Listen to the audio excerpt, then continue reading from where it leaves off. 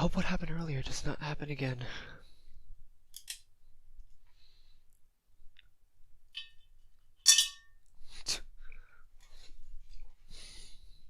What's up, Adam?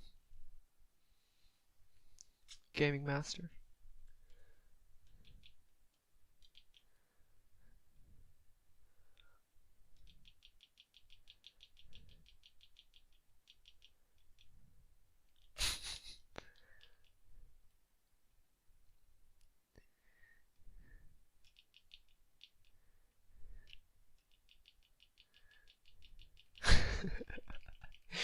Oh my god.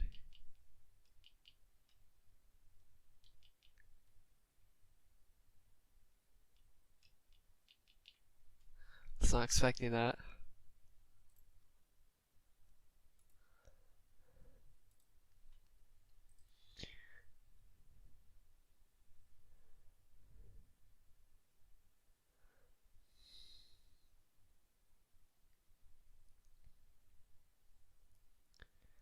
What's up, Thomas?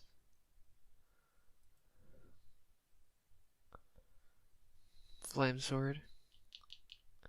NBO. Sunnier.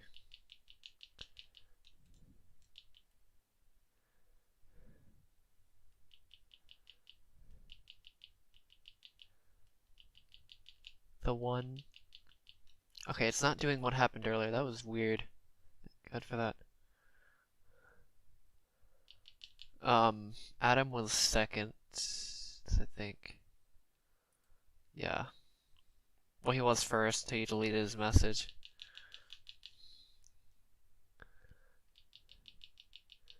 What's up, Bobby? Death Dragon? Kamikaze? Vaughn? I don't know how to say that.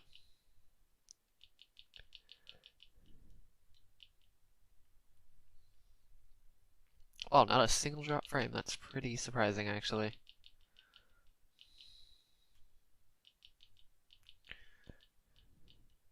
If anybody wants to know what that name is on the side, that one above my map, that's recent subscriber.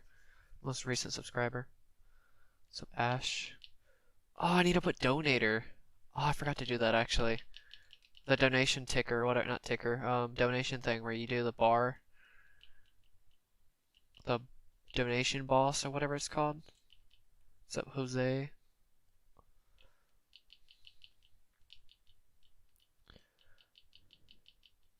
What's up, Hasten?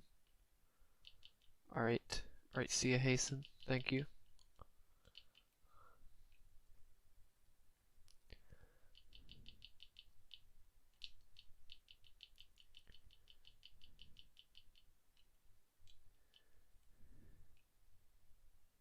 So, Pip or Pipe? Of course I still do it. I'm gonna keep doing it till it's finished. Even if I take a break, which I'm not too sure if I will, honestly. I may just ride this out until I finish.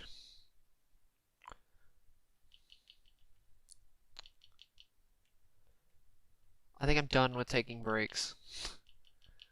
Unless it absolutely have to take a break somehow. Unless I'm forced to take one. Some weird reason. God dang it. What is the point of the stream? To mine out an entire world, or at least show the journey of mining out an entire world. If you want to, the point of the stream, Squarefish. I'm basically just streaming this project, which is like the perfect project to stream, to be honest. Just to show the journey of mining an entire world.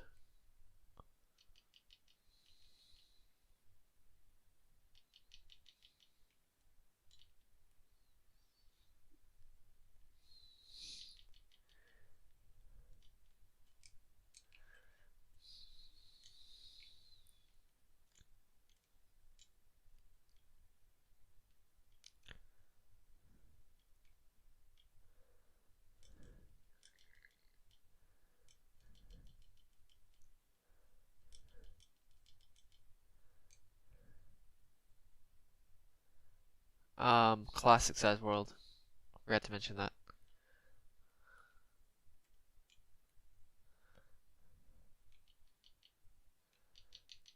It's 862 by 862 by 64. No, not an old world. It's 60. It's an old world is 256, which that can be cleared in like a couple of months. To be honest with you. This, on the other hand, that's a little bit of a different story. Instead of 4 months, it's more like 40 months. To be honest, like if you cleared an entire old world in 4 months, it would take 40 months to do this project.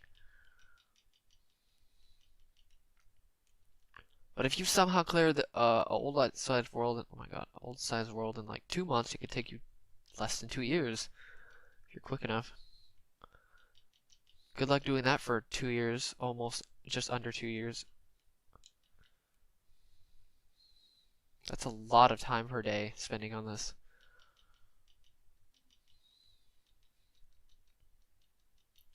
I would love to actually do.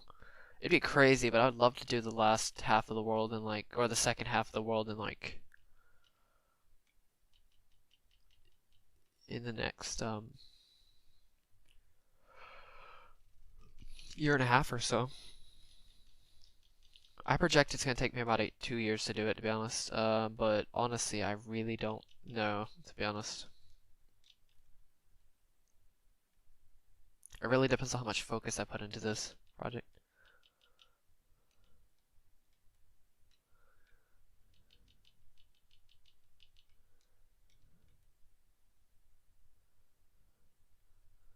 I can't wait to just see what this looks like, or not even really what it looks like. It's gonna be cool to be able to walk around half my entire world without even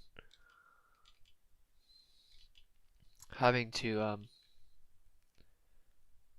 worry about any. But the weird thing is, it's gonna look really weird when I start.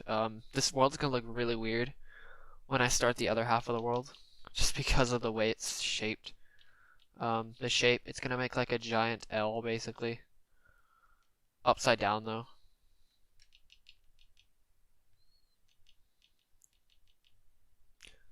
What's up, Dragov Hex?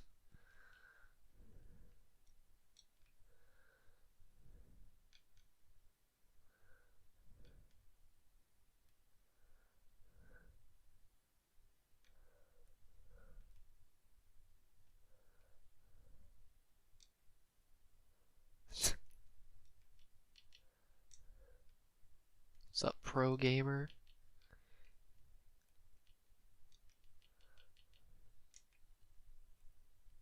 Don't mind the conversation happening in the background. I have no idea what's even going on, to be honest. Well, thank you, Pipe, for the $2 donation. And comment, it's much appreciated. What's up, an original name?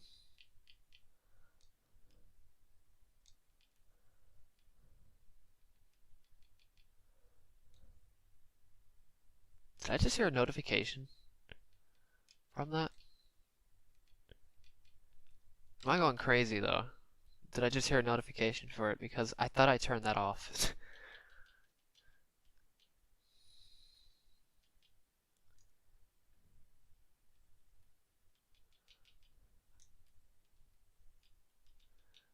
I think this chat went from like insanity to like extremely defensive in like a couple days for some reason. What's your name? Oh, what's up? The Blockbuster.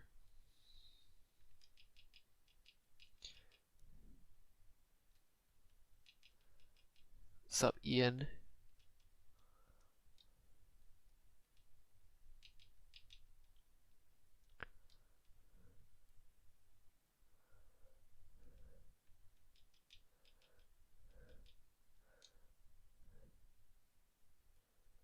What's up, Mr. Yellow?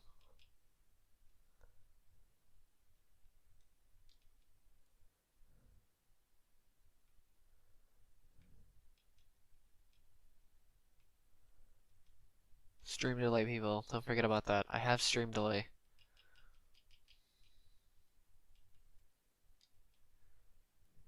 It's quite a bit of stream delay, to be honest.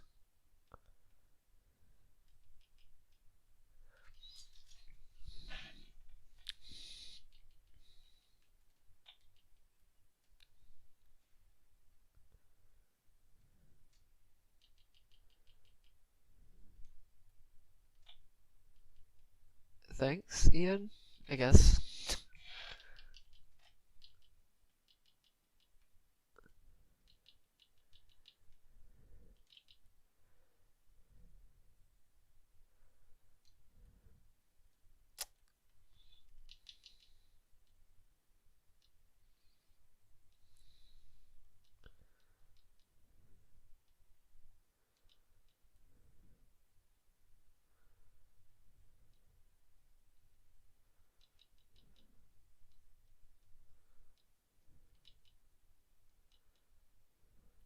What's up, Nicholas?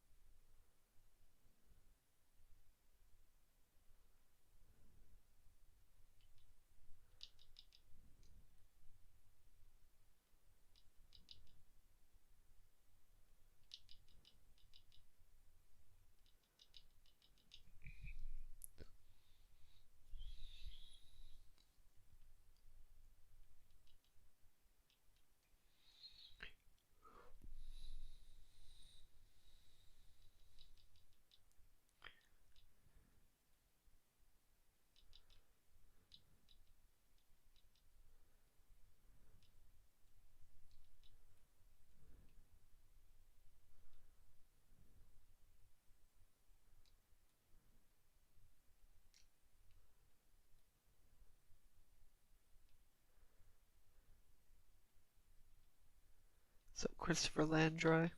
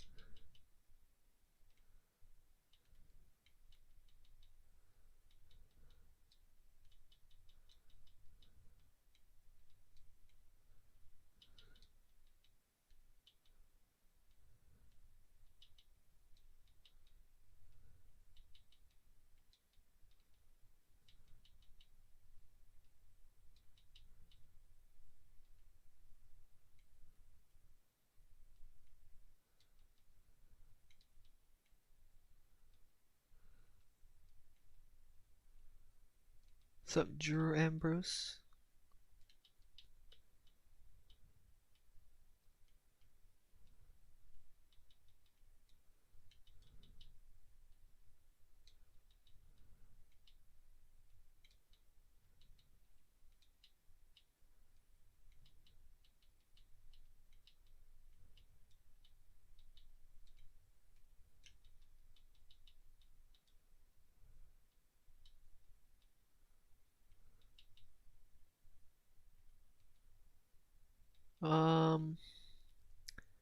I played Terraria once. I didn't really like it personally. Just personally, I don't really like it. Don't have too many opinions on it because I never actually played it that often. Actually, I only played it once, so that's really all I have on it.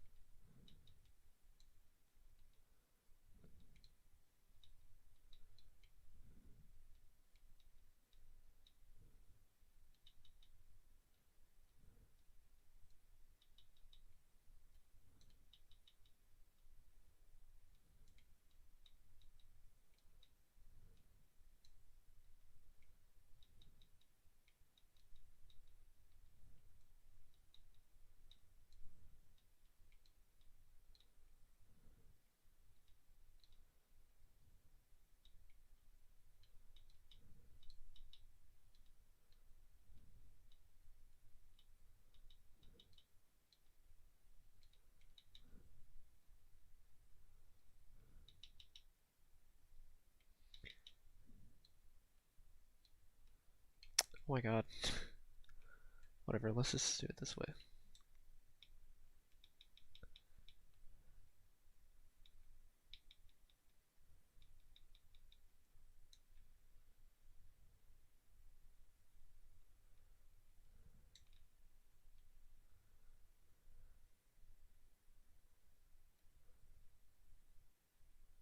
So, Raffi? Probably not play it again, to be honest. I don't really care for it that much, to be honest with you.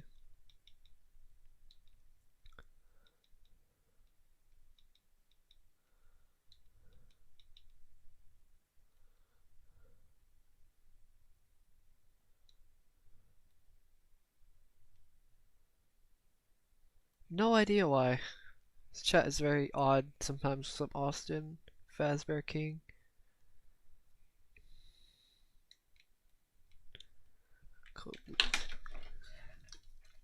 Shoot.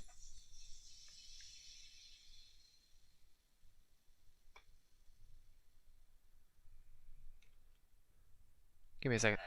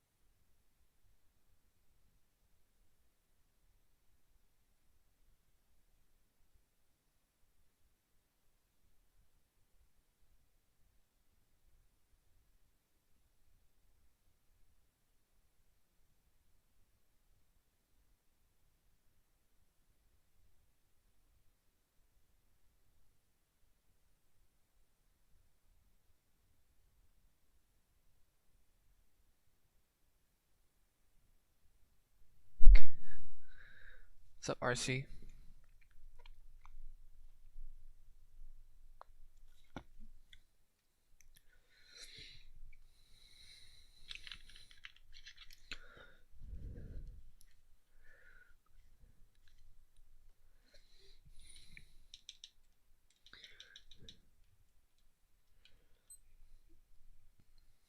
And garlic bread.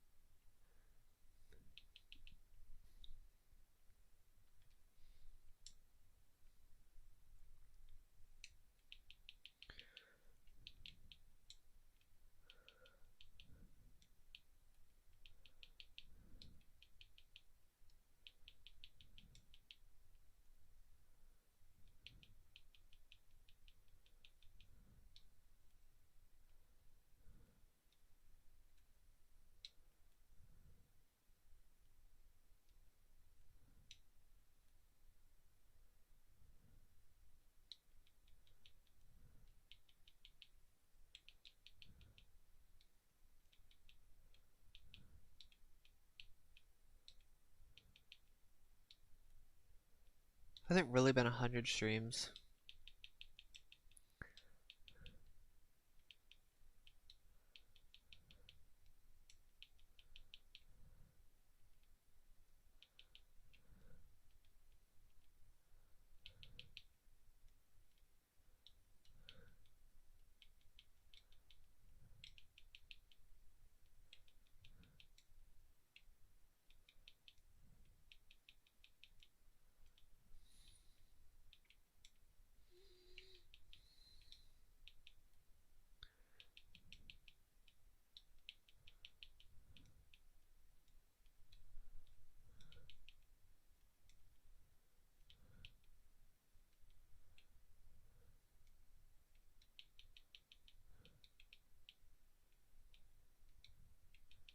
Does anybody want to guess how many hours I have on this world? Oh, sorry, not this world. How many hours I've streamed on this channel?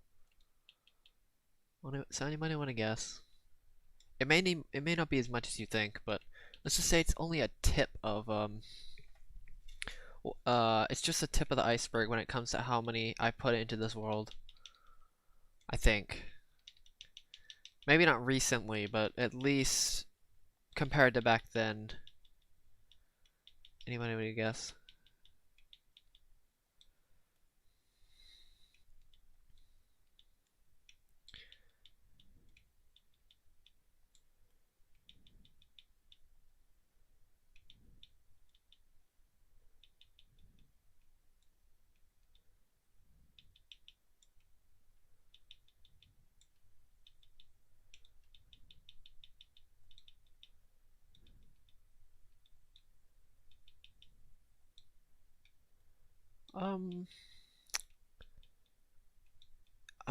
I averaged out my stream times. It's around 500 something. 500 hours, I'm pretty sure. It could be closer to 450, or it's between 450 and 550. I think it's around 500, low 500s at least.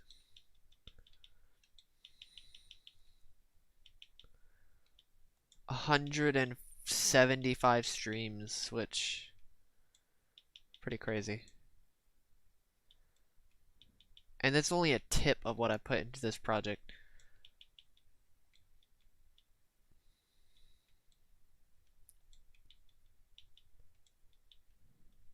You can't use a command for this though, because it's a console world. Like completely. And it's pure survival.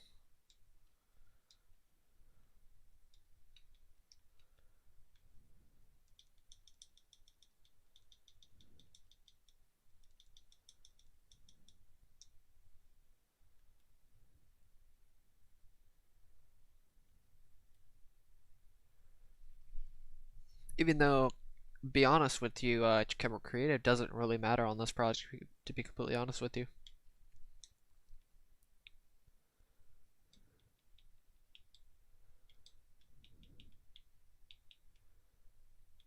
creative actually really does not matter on this project. PC, good luck doing that. Even walking 30 million blocks takes like a year or so. So can you imagine? Sorry, not a year. It would probably still take around a couple months straight to walk or to fly to the other side of the world.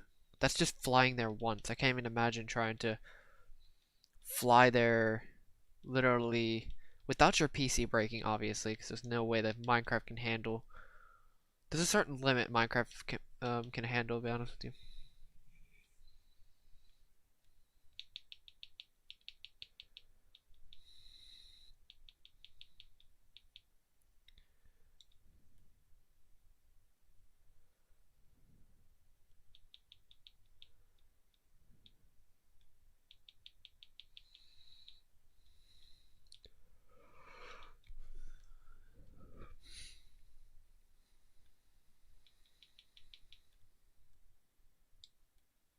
I forgot to take out the exclamation point on the wait, no, that's just the never mind. I don't think the exclamation point's actually in my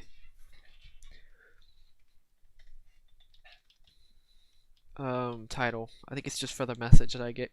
For some reason I get Gmail messages for my own streams, even though yeah, I don't know, I don't even know why. Alright, see the block.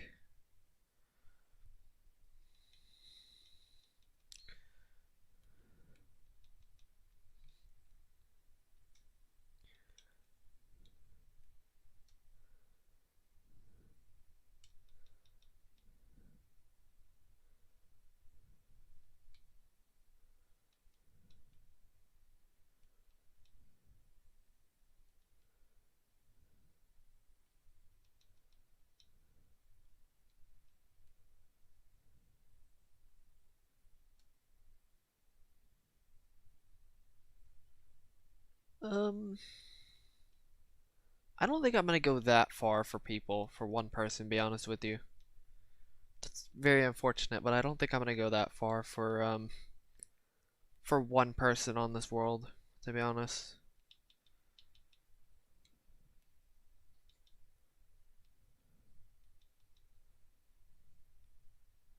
Like if I made it for you, I'd have to make it for everybody. For a sign like that. I mean, I'm already making it where you can put your name in this world, but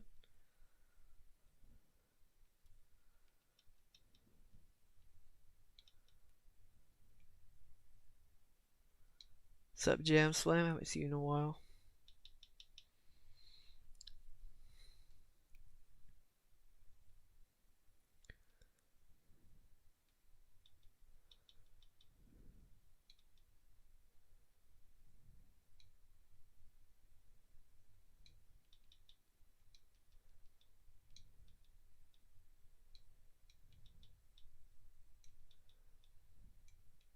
Sup, Combo?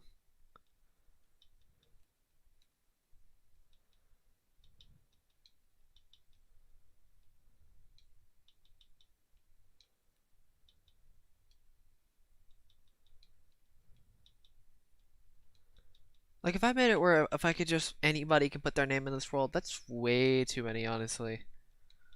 Especially towards the end of this project, to be honest with you. I don't know how big this project's gonna get, but it could get absolutely massive by the end of it. You never really know.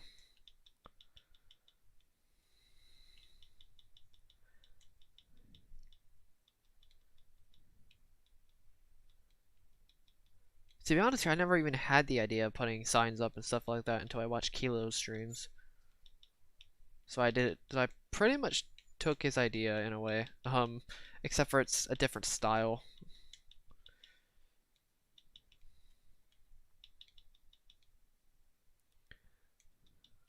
If that makes sense.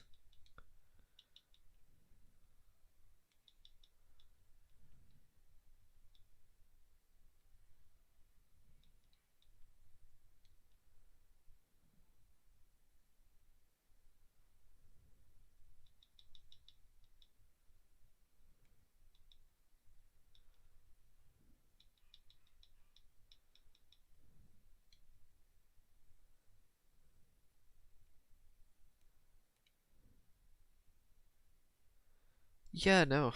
I'm not doing one sign for each subscriber. To be fair, I'm losing subscribers at the moment, so that wouldn't make any sense.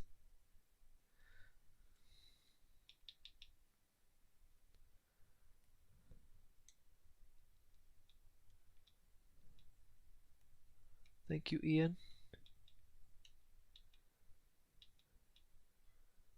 Also, Ian, if you want your name in this world, you can join Patreon.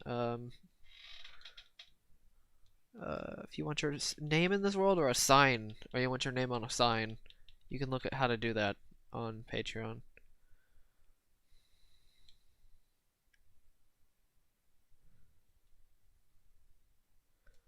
Oh my god, 300? I know. I'm actually not losing as many as I used to. I think the sub count thing, the dropping, is actually going lower, or it's slowing down at least. That's good news there.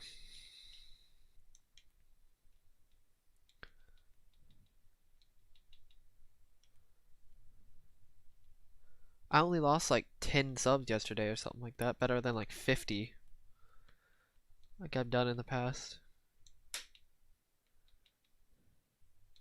Or become mod, I forgot about that, yeah. Mods also get their own sign at the end of the project, obviously.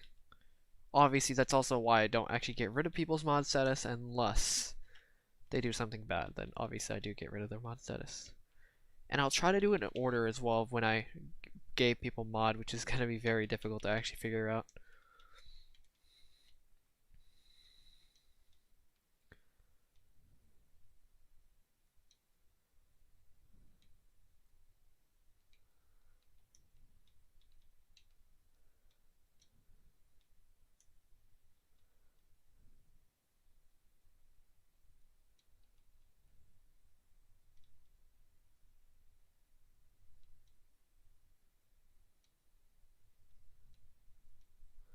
You know, that's the funny thing about my time zone, or not my time zone, the time I'm stream.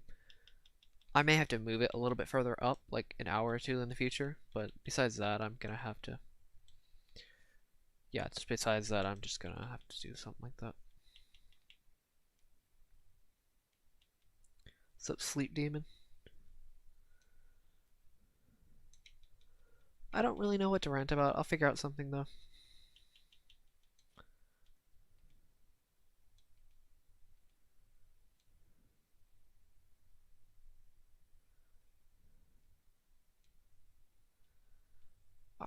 I'm probably gonna blow up by the time I even hit that number. Like if I even come close to losing.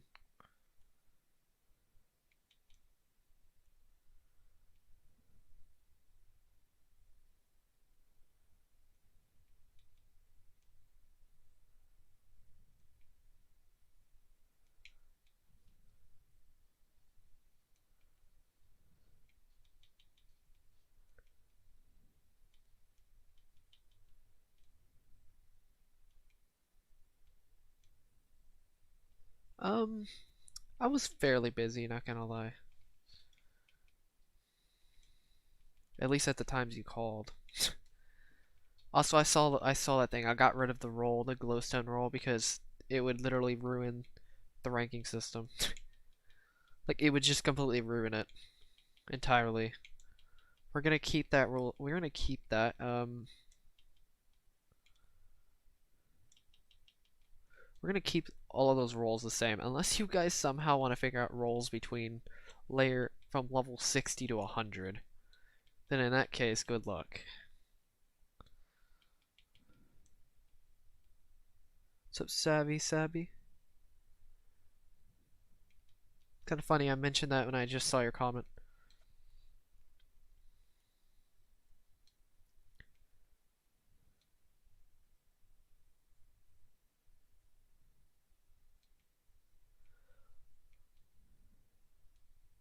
What I mean by blow up is like what you say. Blowing up in the span of like a day or so, because there's a chance of my channel expanding to more people. Especially if I upload the time lapse, there's a possibility of it blowing up. I'm not certain on it though. Don't count me on that one. Because, yeah.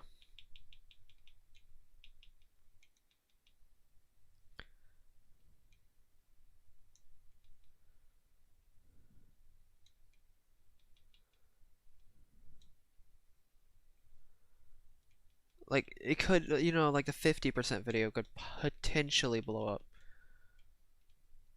Potentially. I'm not saying it will, but there's a chance of it blowing up.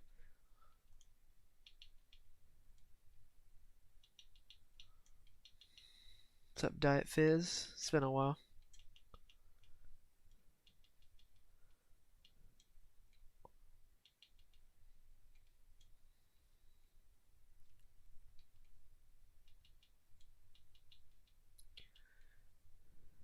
Where'd see it, Ian?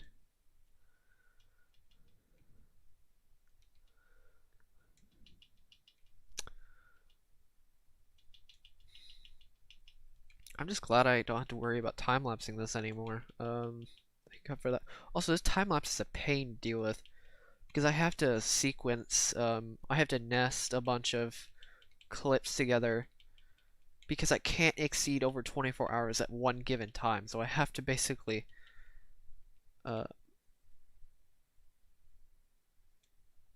yeah, it's kind of painful. Also, I can only speed it up to 10,000% speed. I have no idea how to increase it any faster. I don't want this time lapse to be like 40 minutes. I want it to be like 10 minutes. I have no clue how to actually increase it any quicker.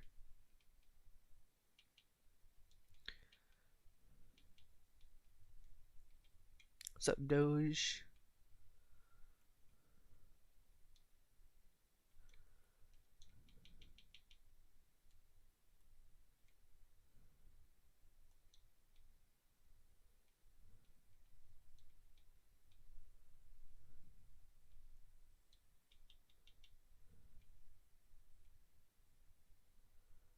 Oh no, definitely not. What's up, Matthew Clark? Definitely not. This is the only section I'm only time lapsing one section.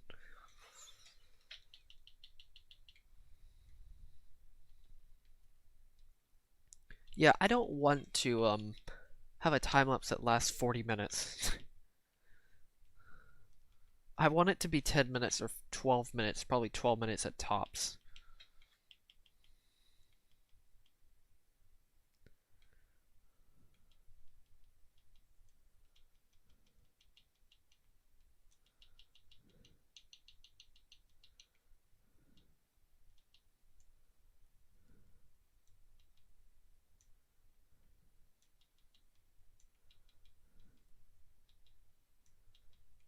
What do you mean the sand doesn't fall? I'm just placing sand on top of sand. I'm just building a wall of sand, basically.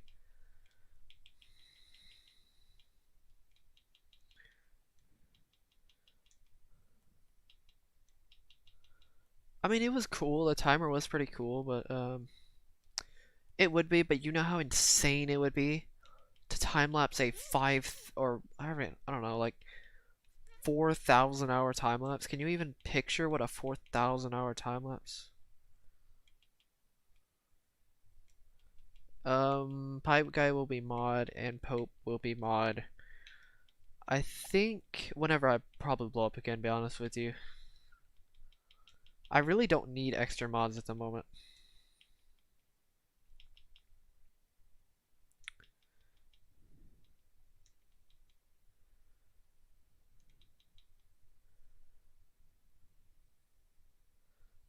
I do trees probably first, and then I do layer by layer. Pretty much I want to get everything down to layer 64. I actually, oh my god, when it comes to, I cannot speak. When it comes to sections, like the next section that's very hilly, I'm going to clear everything out and level it to level 64 and then clear the water. And then clear out the rest, if that makes sense. That's how I do it. That's how I do these bigger sections. I know we haven't seen that happen because I've literally been clearing water for the past like 3 sections straight. So yeah. Like, I think I've cleared over 3.5 million blocks of water. People haven't even cleared that many blocks in their lifetime. I'm clearing that in like 4 months or something like that. 5 months, maybe even closer to 6 months actually. But I'm clearing that much water. Some people don't even come close to clearing that much in their lifetime. That's how much water I'm getting rid of. Probably close to 3 million. What's up, Bayou Cougars? Alright, Stia.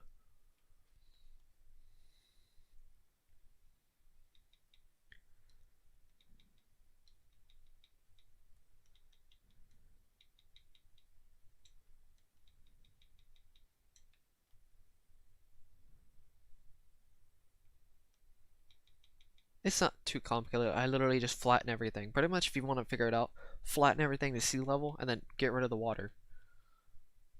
And then I flatten everything again down to the bottom of the sea level, and then I layer by layer. If that makes sense. All of it goes layer by layer besides the water, obviously. But yeah.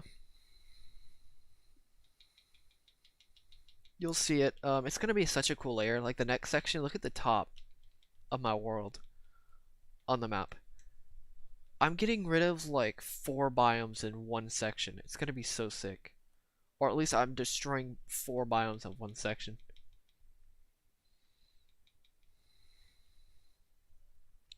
I do not have chest of all. That would be insane. I'm not keeping all of that stone. The only thing I keep is everything that isn't stone, stone variants, or gravel. Those are the only things I don't keep. I keep everything else.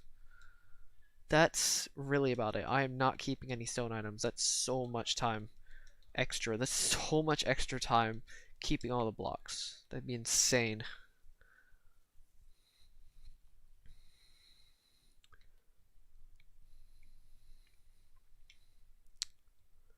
Like, this project just alone takes thousands of hours. I can't even think about how much of a time difference it would be if I had to keep every single block.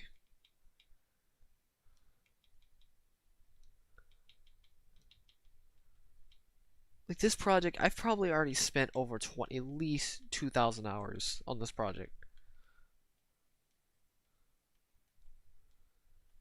At least. Sponge time is going to be quite short, though. I'll tell you that much right now, just because obviously it's like a third of the section, a quarter of a normal section. It should take me 2 weeks to do this. I think it's a quarter, maybe more of a third of a section actually. It's closer to a third, like 3.5 times less than a normal section. 3.5 times less.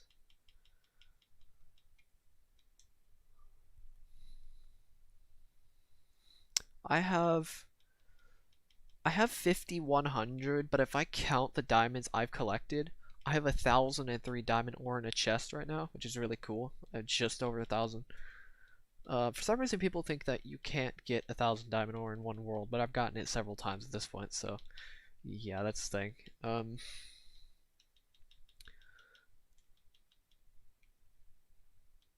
Sponge time, possibly next week, yes. It could be this week, actually. If you dependent on what you mean by next week. I think I'll have roughly 6,200, no, 6,300 diamonds. Or something like that. I could be wrong about that number, to be honest with you. I really don't 100% know. Because I have fortune as well, so it's around 6,200 diamonds, I think.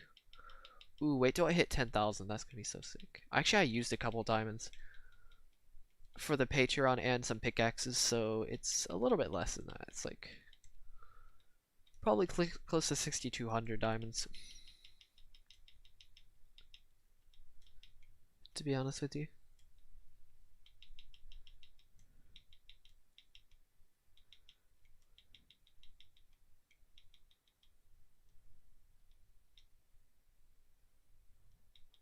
I don't really know how many diamonds I exactly have at the moment. To download stuff on the computer. You're not allowed to? It's kind of weird. Oh wait, no. You can go online and do it. Go on Discord online. You don't actually need the app. This is kind of annoying. The knocking's kind of annoying. Yeah, what's up, Mad Pillow Toffee?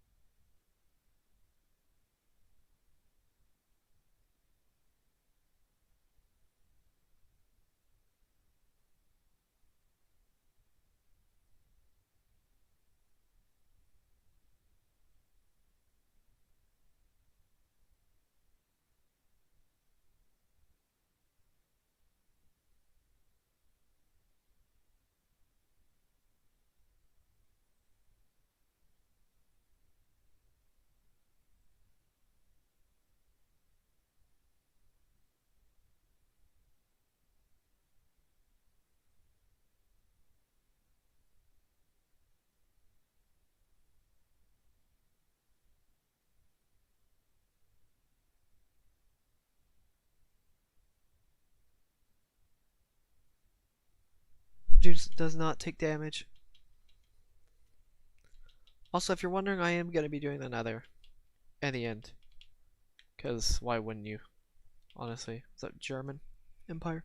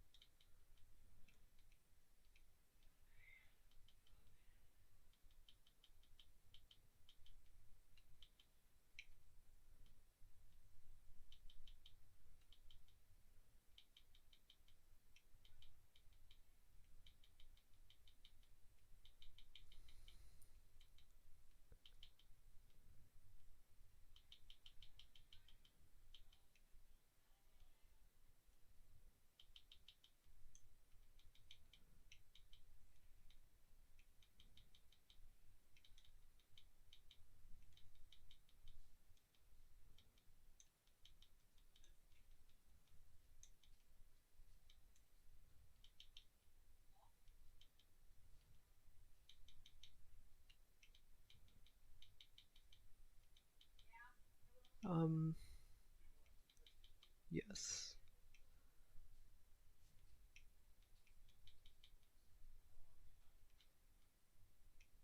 But yeah, oh yeah, Nether's gonna be a pain. Yeah, the Nether is gonna be such a pain, to be honest with you. But yeah.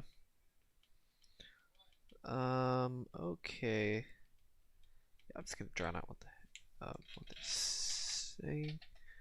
I doubt anybody can actually hear it or whatever.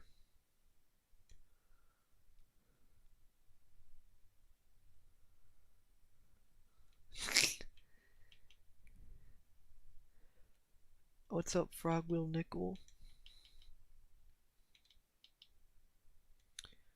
Yeah, sand, pretty much.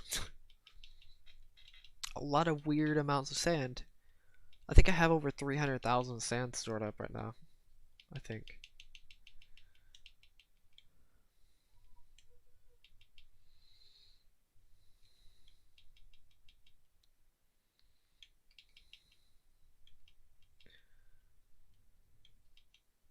This is Console, it's Legacy Edition.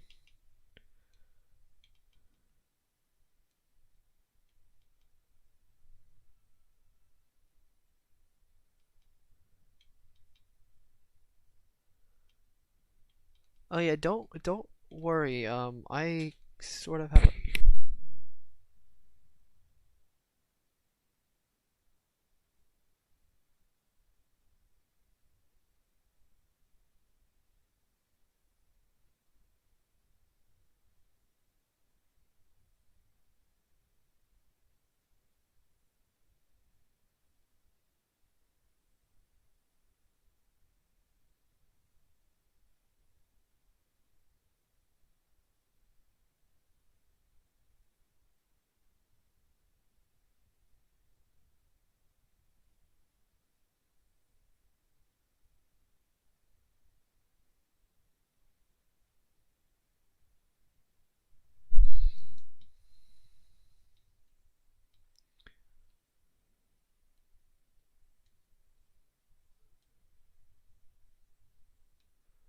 What's up, Franklin?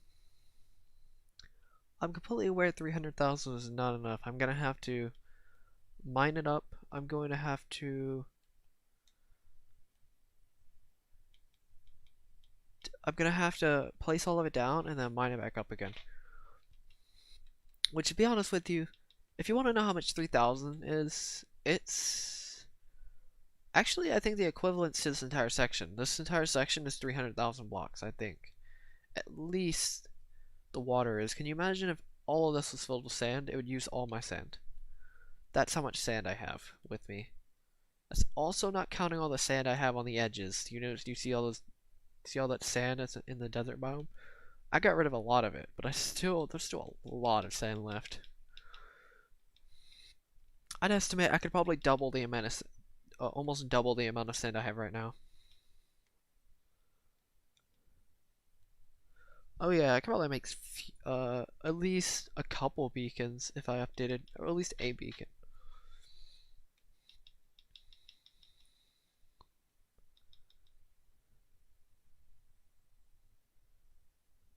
Thank you, Mad Pillow Toffee.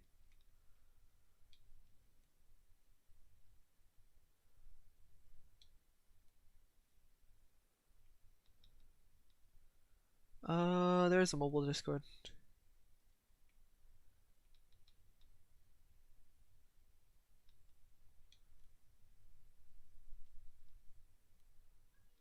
But yeah.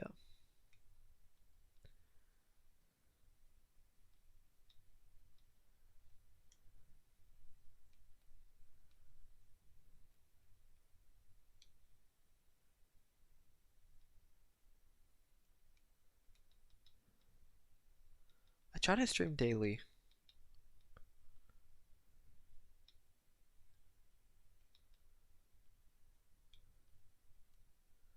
Oh yeah, my Discord really is just kind of falling. It's kind of like it's like improved a lot, but it's falling at the same time. I really don't understand. It's actual chaos at this point.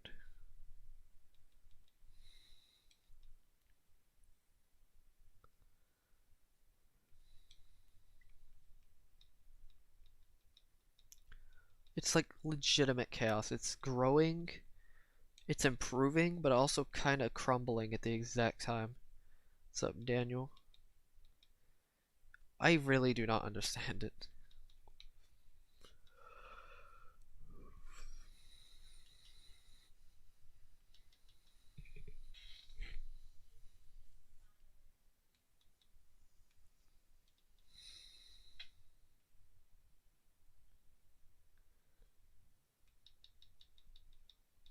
If anybody's wondering how I get rid of the Nether, I'm going to be getting rid of the Nether by mining the last 2 layers above the lava pools, and then I'm gonna get rid of all the lava, and then yeah, I'm just gonna get rid of all the lava, and pretty much just. I think I'm going to mine the from top to bottom, like mine the ceiling, the top 2 layers of the world, and then the next two, the next two, and next two.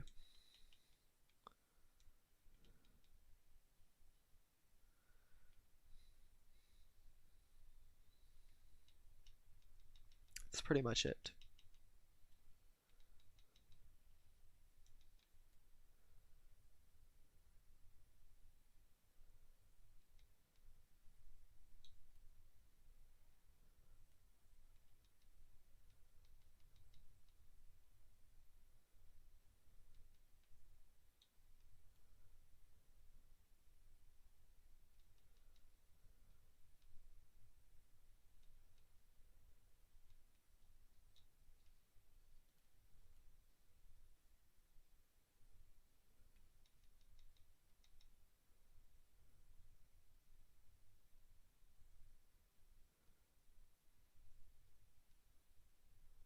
I think that's still too inefficient, even for the Nether. To be honest with you.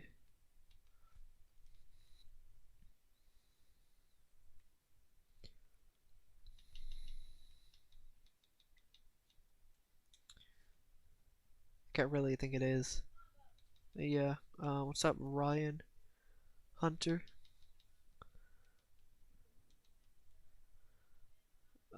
Yeah.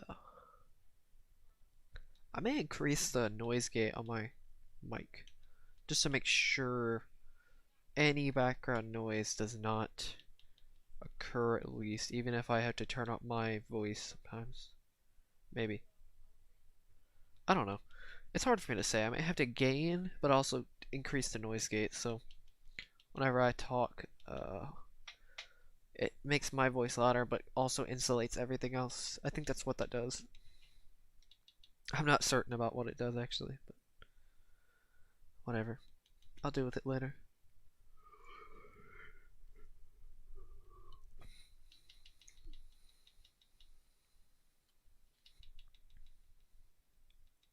Also, I'm at 228. I'm just past the halfway mark. I just kind of realized.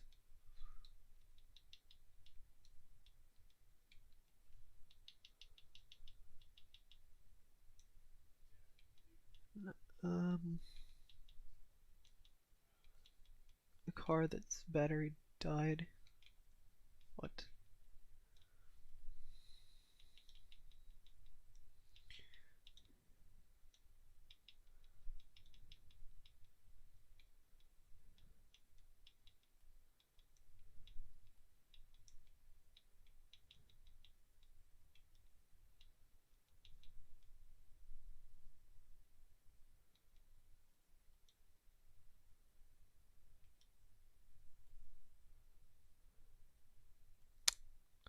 Not paying attention.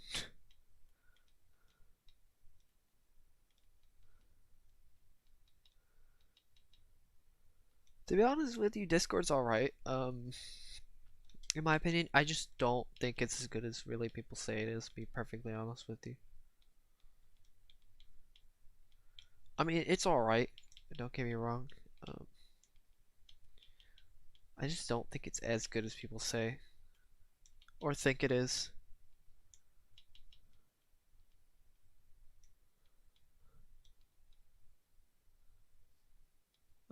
Nicholas, you do realize that cars do have batteries, right?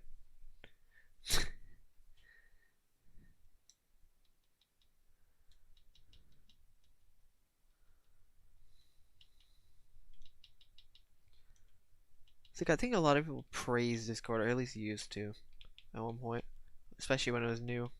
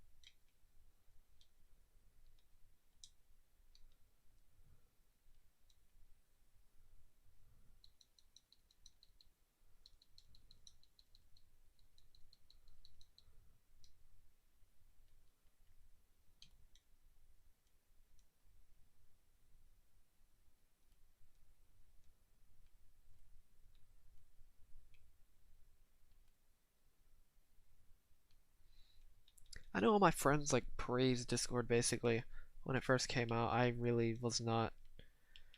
Even now, even though I use it a decent amount, it's still really like it's okay.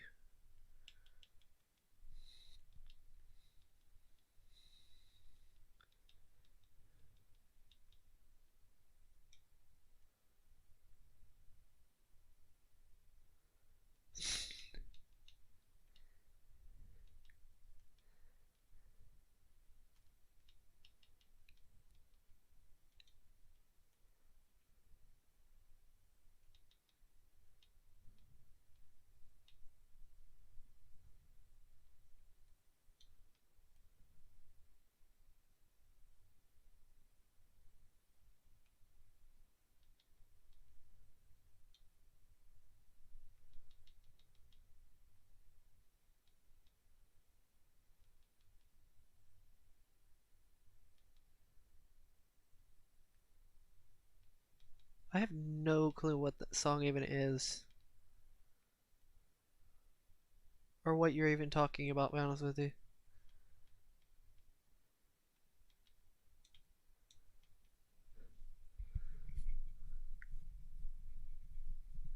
I have no idea when it came out actually.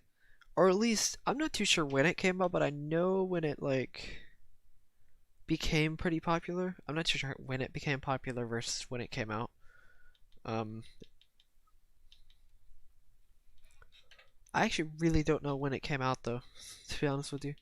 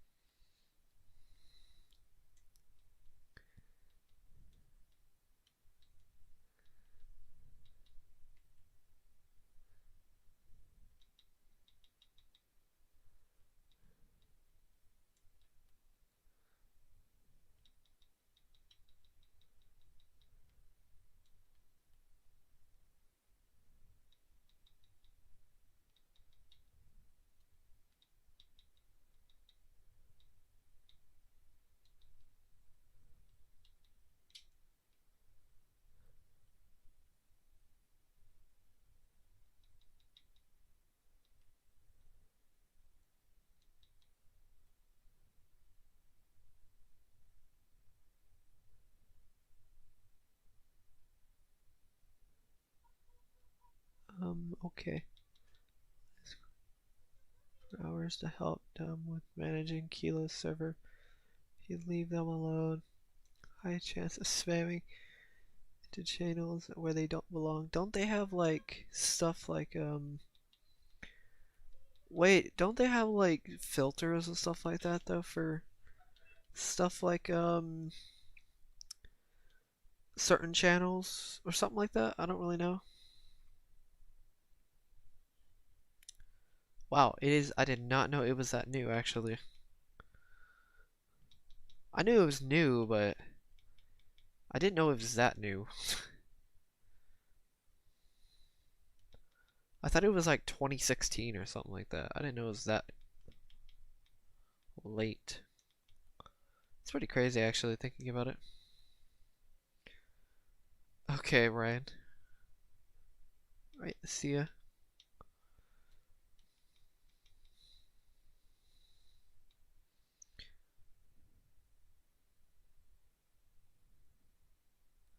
Wait, what? Never mind. Crop, what's up, Crop to next?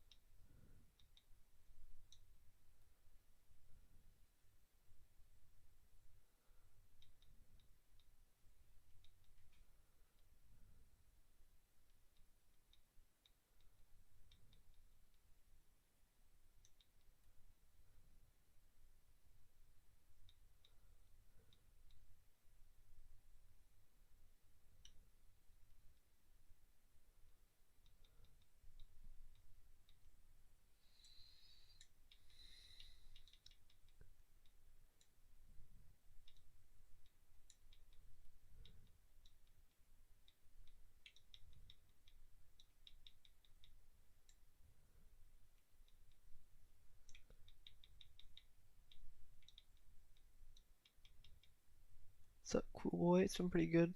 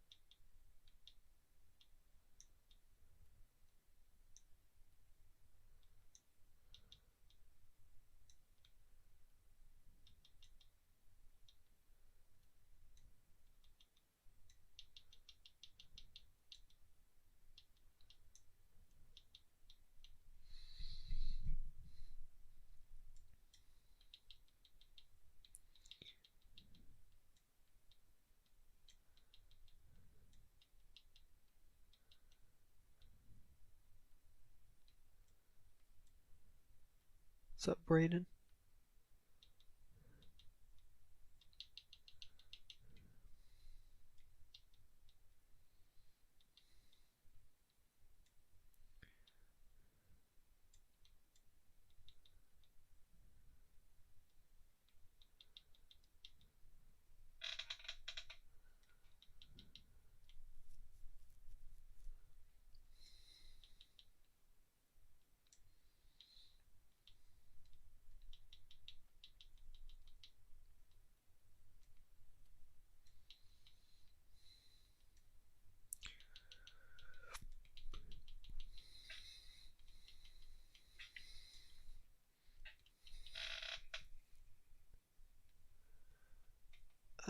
Can't really think of any rants to be honest with you.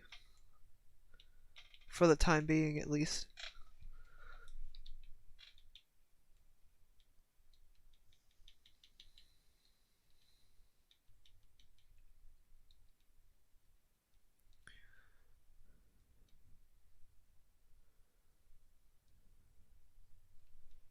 Yeah, I don't know, not really, don't know. Yeah, it's weird. I just did that, but whatever. Kind of. Be honest, you're neither. I'm neither math or language.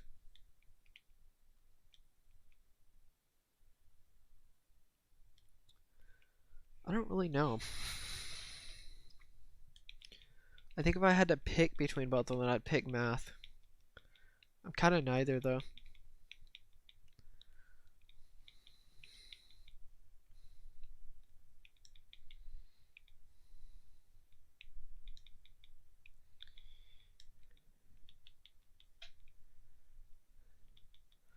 Never really been into language. Beef jerky being expensive.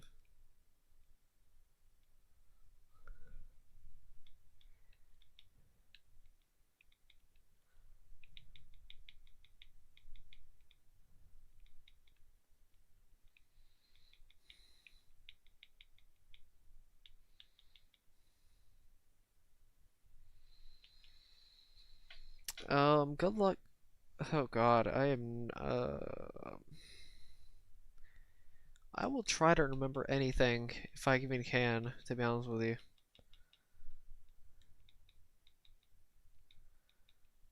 If I can, that is.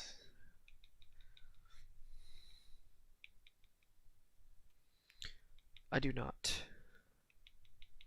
I only speak English.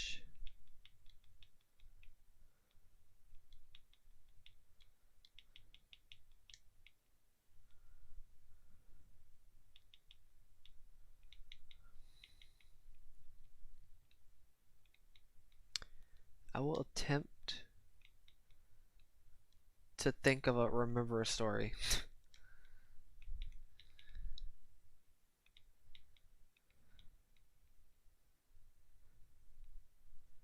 Actually, not really. There really isn't anything where it's like mind-blowing in terms of being funny, to be honest with you.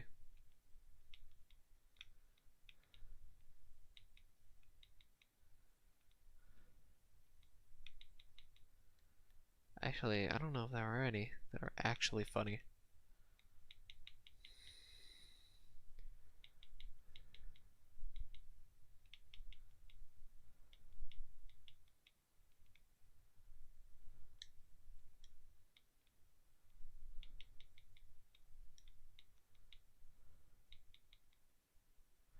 Water, yes. Suzuki. Wait, what is it? Sasuke? Sasuke? Sasuke?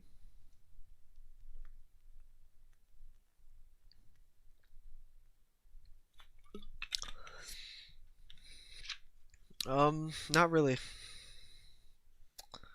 I really don't have any stories, to be honest with you. I can't remember much. I remember SI Demon. Literally can't remember almost anything. Practically anything. Whatsoever.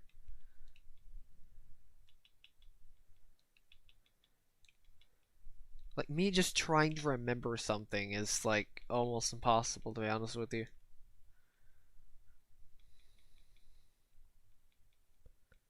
It has to be something, like, almost traumatic, if that makes sense, for me to remember it. It's traumatic or nothing, pretty much. What's up, Austin Plays?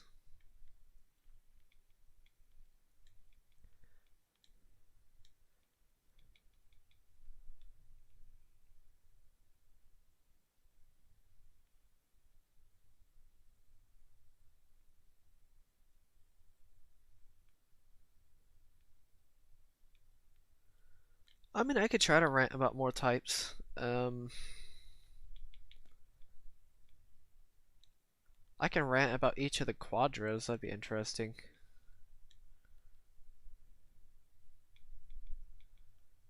Maybe I should rant about something like that. I could talk about the golden pairs. As well. I don't know if I've mentioned it once, but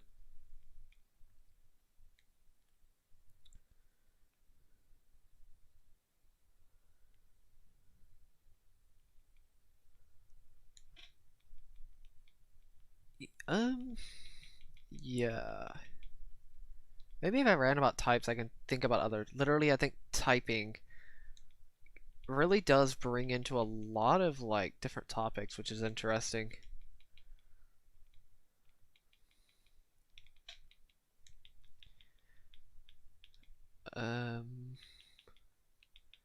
I never actually talked about the quadras, actually. I want to discuss them real fast.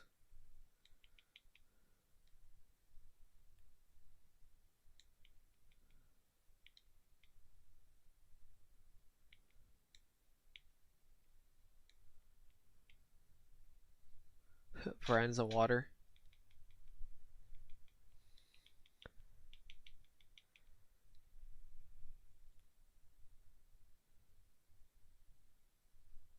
Nice.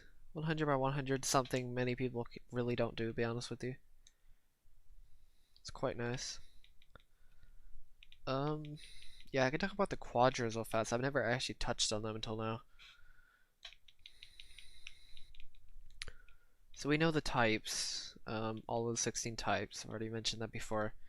Each of the 16 types are actually split into 4 quadras, so 4 types for each quadra, obviously. Each quadra have their own virtue and vices of each of them, just like the types do.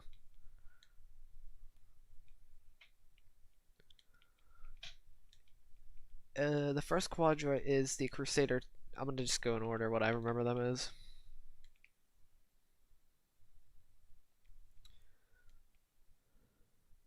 I'm not gonna rant at the moment. I'm just gonna explain these real fast, and then I may rant about the quadras. I can't really say I've had any problems with any of the quadras, so I can't really rant about them. I'm just gonna explain them. So the first quadra are the Crusaders.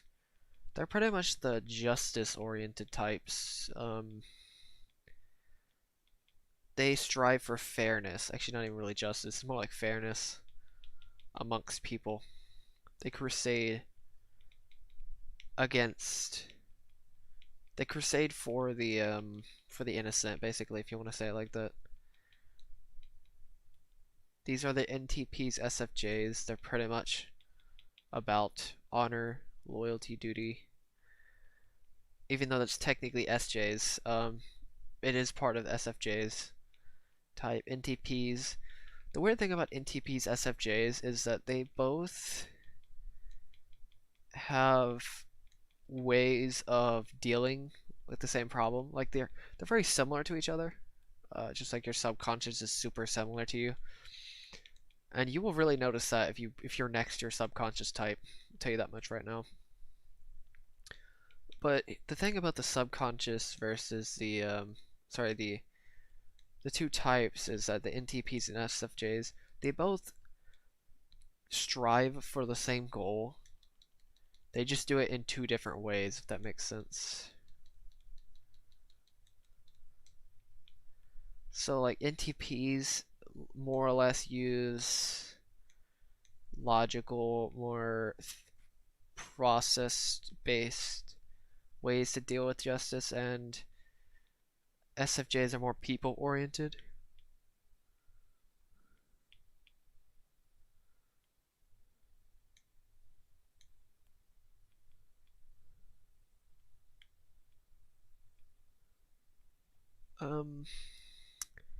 Yeah, that's pretty much it for the quadras. There's hypocrisy between the types, each of the quadras as well, which is the biggest problem, the biggest flaw between them. I think the biggest hypocrisy of the Crusaders are covert contracts, which is basically where they want to they try to give, like they're literally, it's probably the most giving quadra out of all of them. They try to give to others and think they'll receive something. Like if I scratch your back and then trying to, thinking they're gonna get something out of it, or wanting to get something out of it without telling them, like receiving things without giving something to try to receive something, is a covert contract, if that makes sense. That's their biggest flaw for the Crusaders.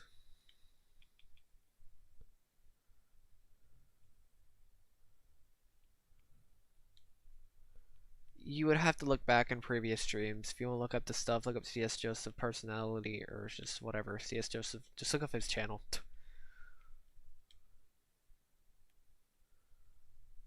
I swear I've mentioned this before. Only a few people here probably actually know what I'm talking about, at least if they've been following along on the streams. I know Joseph, at least, oh sorry, at least I know Braden, I think at least one of the people who's at least kept along.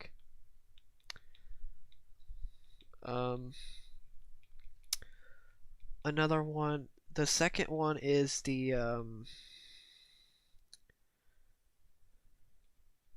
Wayfarers. These types are the NTJs, SFP types. These types are about treasure, just that treasure of like usually money or something like that. These types can... The biggest flaw with this quadra is they can be super selfish and shallow. They can be the most shallow out of all the types.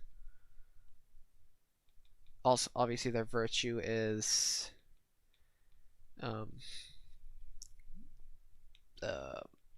not charity, more like generosity towards other people.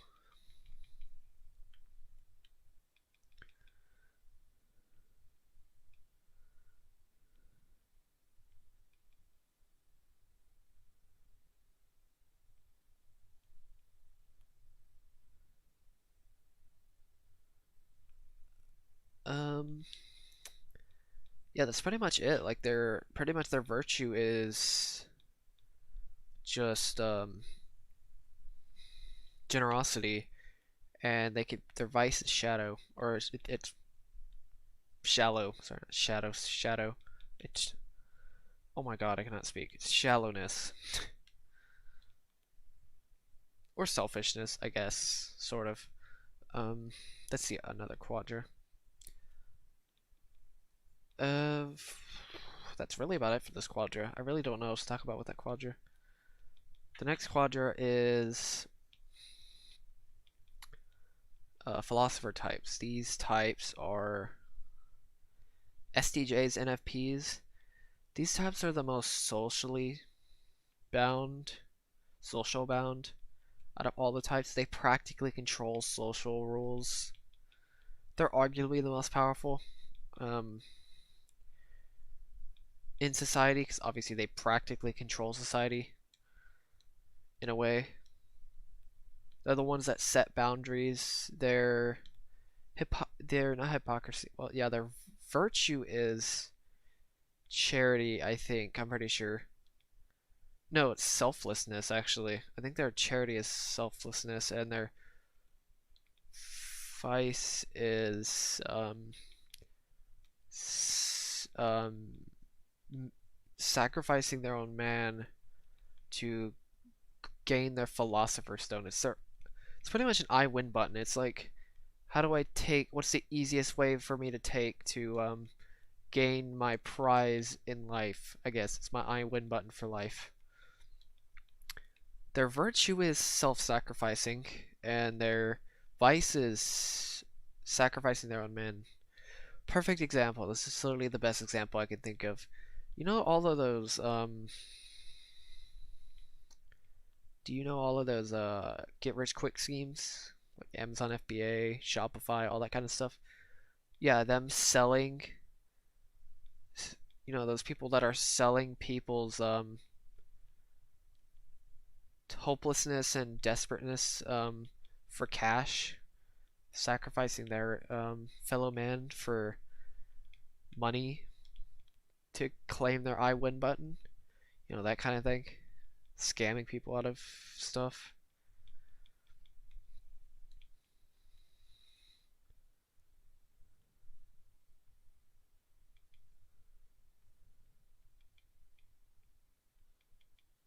Um,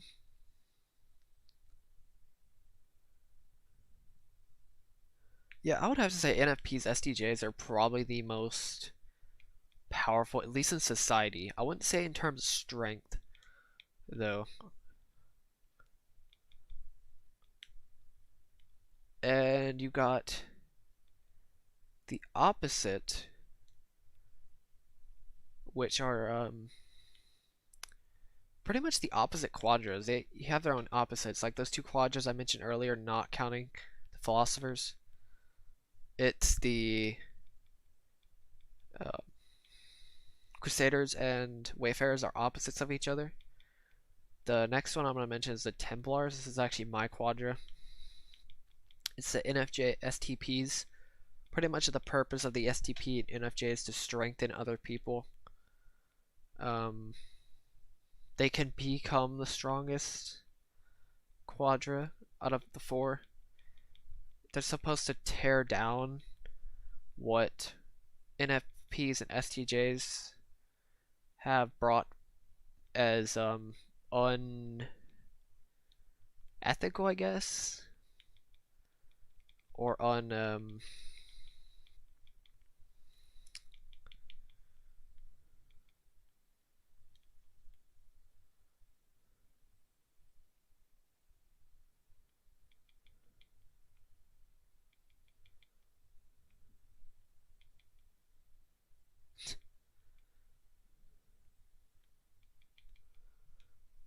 yeah, pretty much. They're supposed to just tear down the bring righteousness.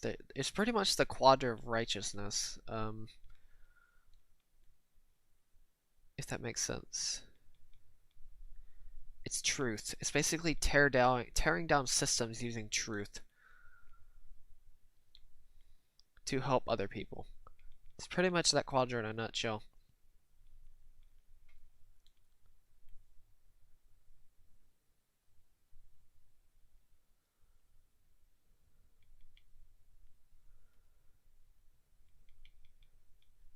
Virtue is obviously it's like self-righteousness, or not self-righteousness, just righteousness in general.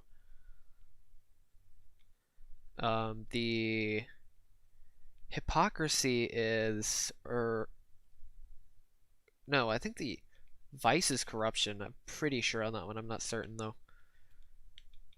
But I know hypocrisy, at least in terms of hypocritically, NFJ's STPs can criticize other people even though they do the exact same thing.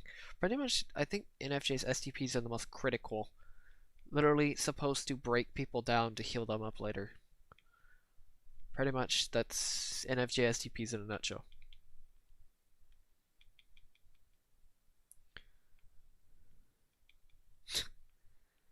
Pretty much, it's like...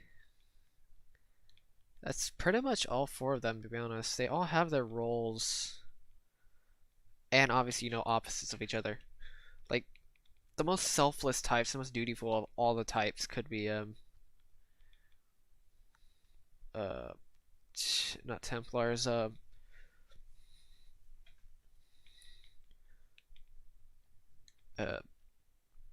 Crusaders, and the opposite could be the most shallow of all the types,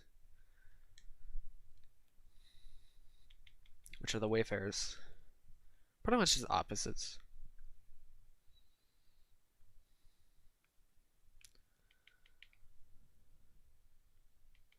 Obviously, people don't like it. It even makes it worse that STJs and NFPs actually try to hide the truth most of the time. Generally speaking. Which can be quite annoying, not gonna lie.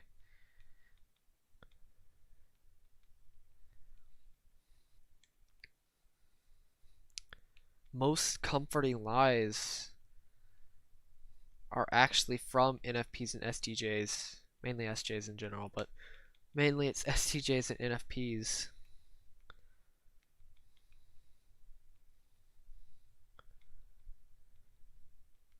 I would have to say it's more just SJs in general. It's more comforting lies.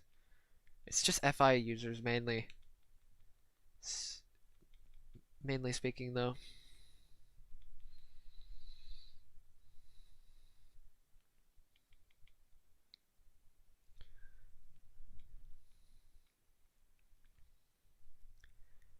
Because the first thing they care about is their own feelings without actually knowing what the truth is. Like, if they heard the truth, it's hard for FI users, specifically higher ones like NFPs. It's harder for them to hear the truth because it hurts their feelings. Because obviously, truth is literally the opposite of other people's feelings, which is TIFE. It's the complete opposites of each other.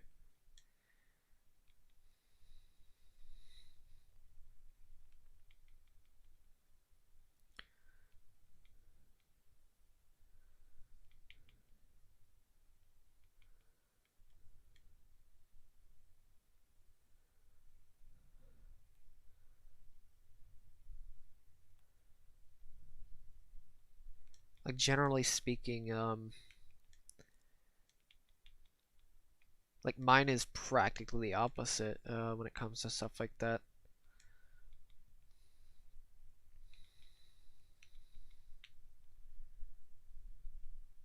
That's also why STPs should be with STJs, just so the STPs can keep the STJs accurate with what they say.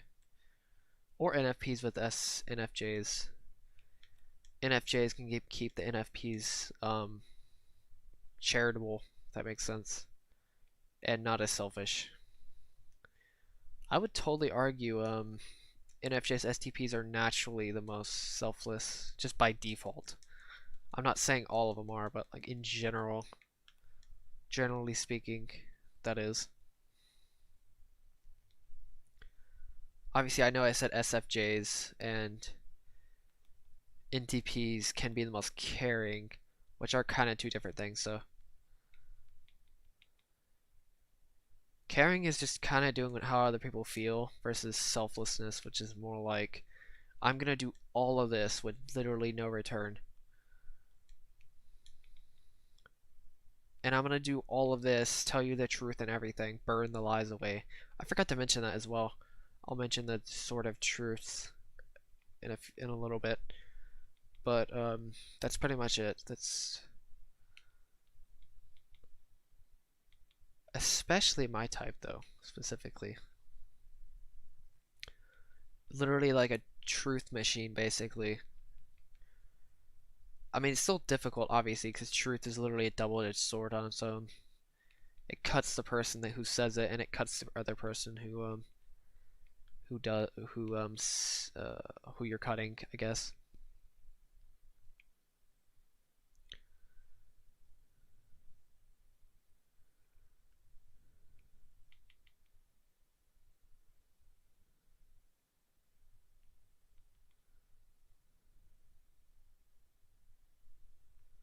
Yeah, pretty much. It's like, if you want to know the truth, it can help you in the long run, but most people don't want to hear the truth because it hurts now, but it won't hurt later if you at least know it.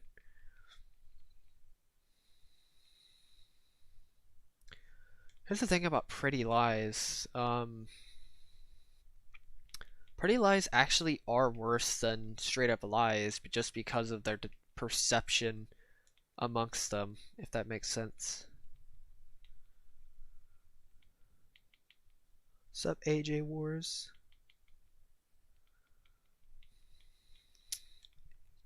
Yeah, pretty lies are technically the worst compared to straight up lies.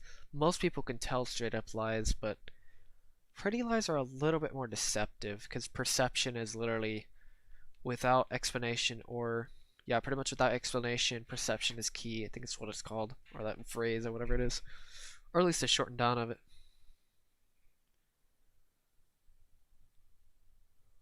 Well, it depends on what you say, getting what you want. Because to be fair, I kind of already know exactly what I want 24/7, so Yeah.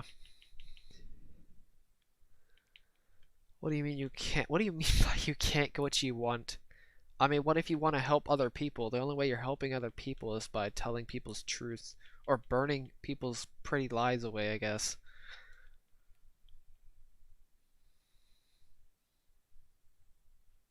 I do not have actually a full progress map. That'd be cool, but that's very difficult to do. I don't really actually know how to make those maps. At least not on a world like this. You know how confusing it'd be to like try to map out a gray area? I would get so incredibly confused.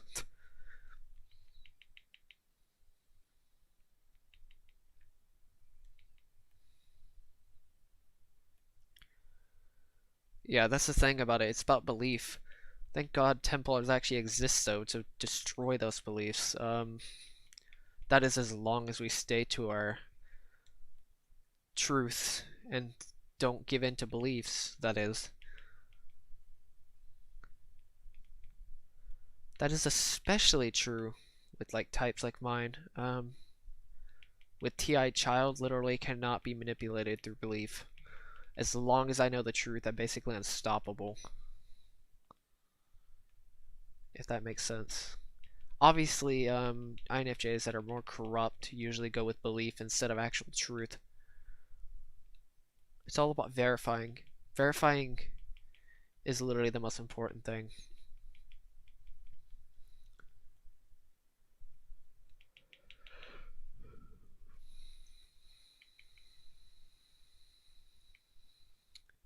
You aren't kidding. Like, false information is literally the most counterproductive thing in society, to be honest with you. It literally holds humanity back, even if it's the smallest degree, because you have to have people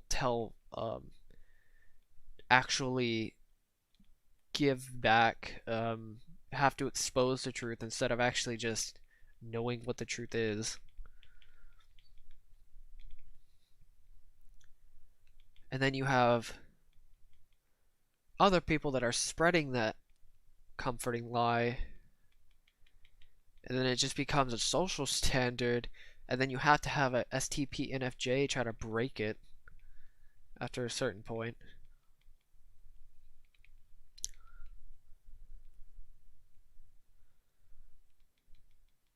Like, truth is literally like logic. Lying is also obviously the opposite. It's literally like pretty much lying is like trying to break down somebody's logic. If that makes sense. That's pretty much all lying is. You're pretty much trying to put logic into somewhere there isn't. Like if you read every single point or line and stuff like that, the fine print is what it's called basically, you can expose it.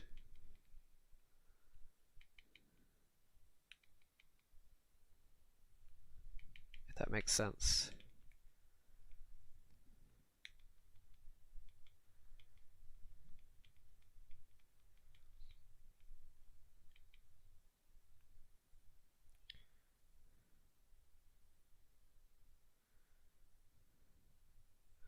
Not exactly.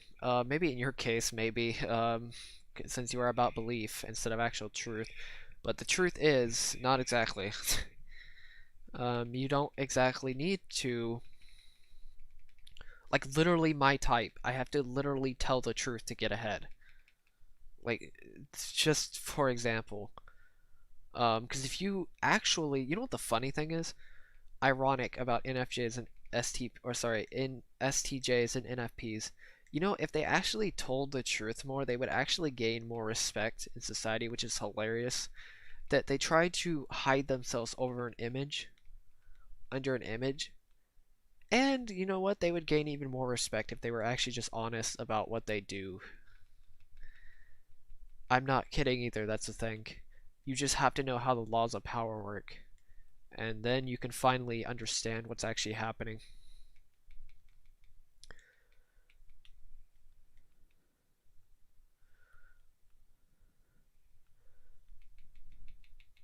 You would actually gain more respect by telling the truth in the long run, obviously. Because somebody will catch you. I'm just saying, those lies will come back to you. If you like it or not. That's the problem with NFPs, STJs as well. or at least a bunch of them, is that those lies will catch up with them one way or another. NTPs, even SFJs, with their cold sort of truth, will come after them, especially ENTPs.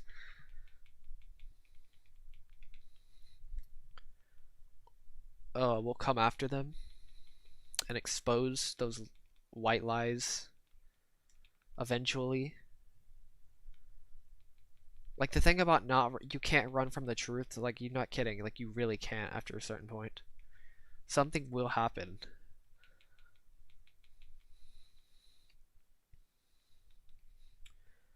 To be fair, telling the truth anyway will just help you anyway, because guess what? If you tell the truth, you know the other person will grow, and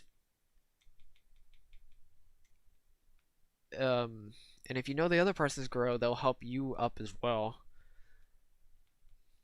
And then you'll gain that status, because STJs, NFPs love that status, specifically.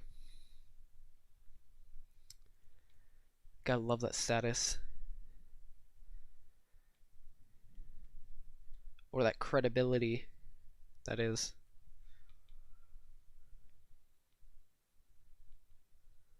Oh yeah, lies are definitely short-lived.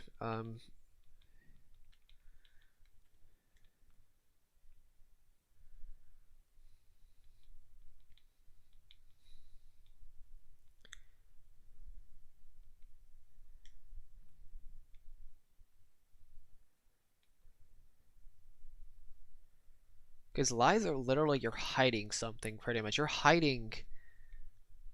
It's insecurity. Pretty much lies are practically insecurity in a nutshell. Either by how you feel about something,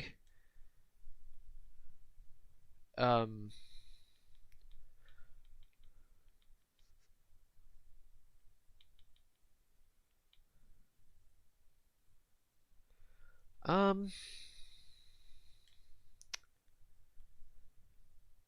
honestly, I would just tell them straight up.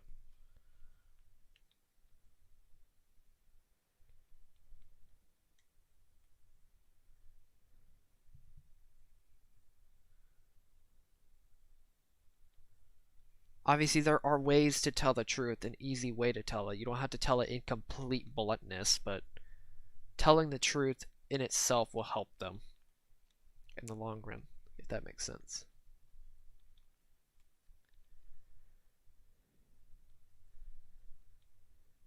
If that makes sense.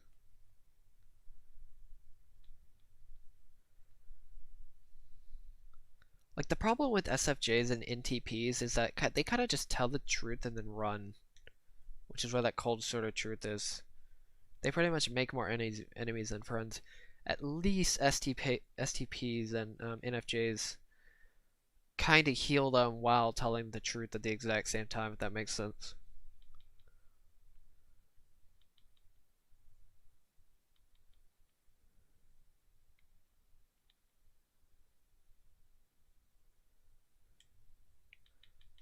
It's definitely not faster because of how fast sand falls. It's definitely faster doing it like this.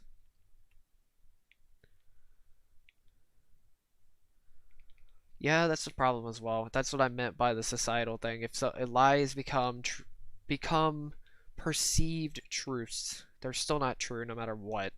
They're just perceived as true because they're being told over and over again. It's called normacy bias.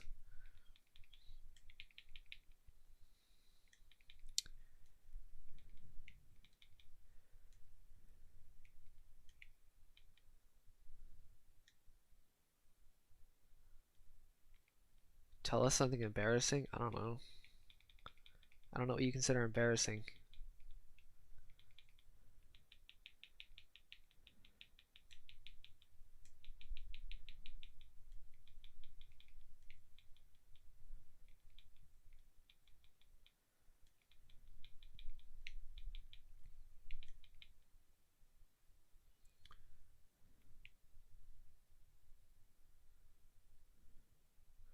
It's still an insecurity no matter how you look at it. You're still insecure about something if you're lying. To a certain degree, at least.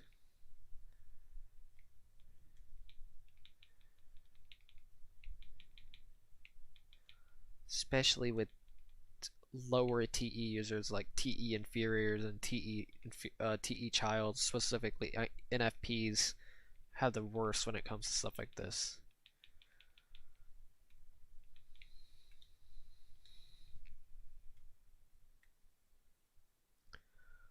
What if you need to lie to why would you lie to yourself? That's like insecurity above insecurity right there. That's so sad. Like your self-esteem is that low. If your self-esteem is that low to lie to yourself, that is really bad. You need to get some help if you have to lie to yourself about something.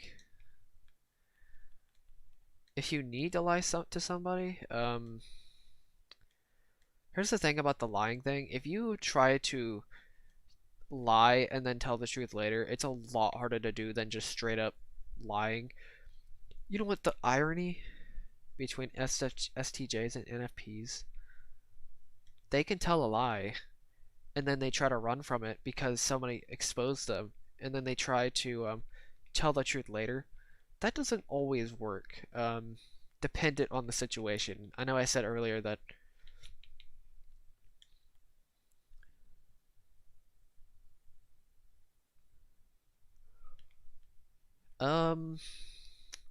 you might as well start over at that point. If you have a secret that big and your entire future gets ruined, you might as well just start over at that point.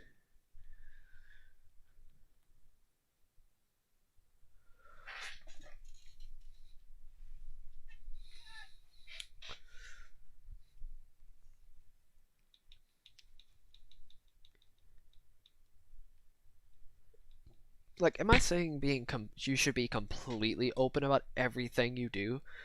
No, but at least when it comes to either your own how you think about something, or like how other people feel.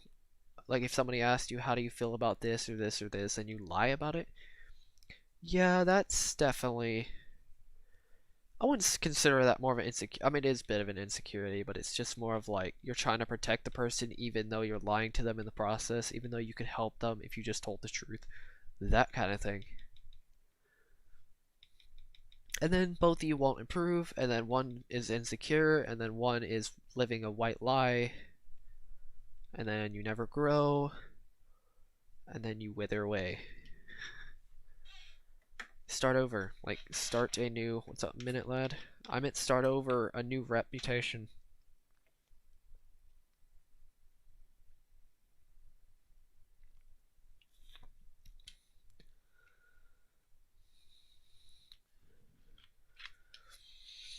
Dude, that sounds like an ISTP or an INTP saying, hearing that.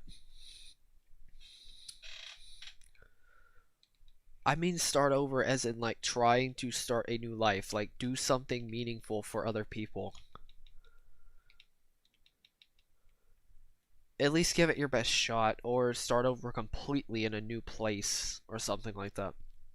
Am I saying take a new identity? No, not exactly. What's up, Gaming Master? Telling the truth really does help people though, because honesty honestly is like, you know, they say honesty is the best policy. I love the fact that people say that in school and nobody follows it. Scenic has not talked to me in a long time.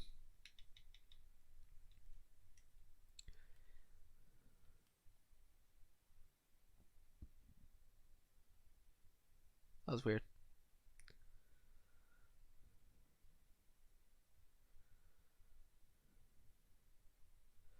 To be fair, you can't really be empathetic. If you're an ESTJ, you're practically unaware of sympathy. I'm sorry, empathy, but you can be super sympathetic towards people. And moral. You can become super moral towards other people and share that morality and that life advice with your INFP subconscious. That's basically your purpose in life, is to share a philosophy based off of morals and reading and stuff like that.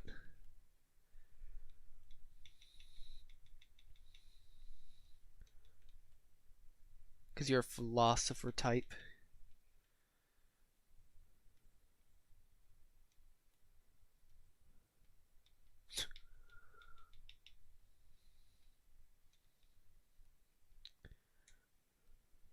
Actually, no, you're perfect. Um. Actually, no, your purpose actually isn't building philosophy. It's more of less like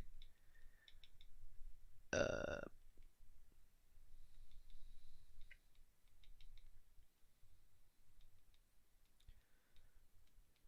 Oh yeah, I did hear about that. I think it's more like building order on top of philosophy, creating order in the world based on a philosophy or something like that. Because your virtue is order or serenity versus chaos.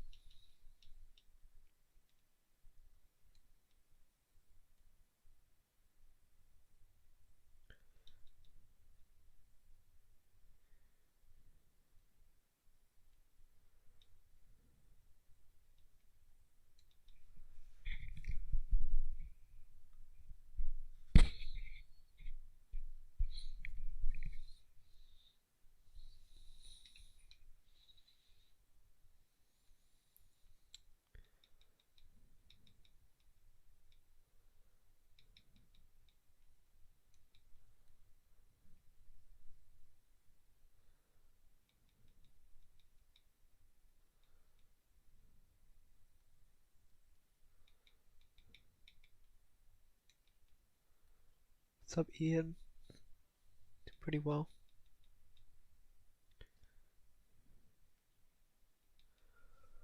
What's up, Douglas? I usually mine diamonds around 11. Why 11? 12 or 11, honestly doesn't matter. You can technically get more diamonds if you go on Y11, but you do run into a little bit of lava. Generally.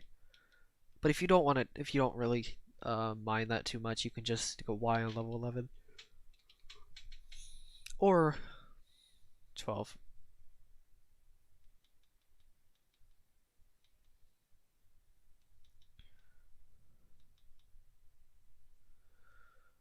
Sure. I'm not really gonna rant about golden pairs. I'm just gonna mention what golden pairs are.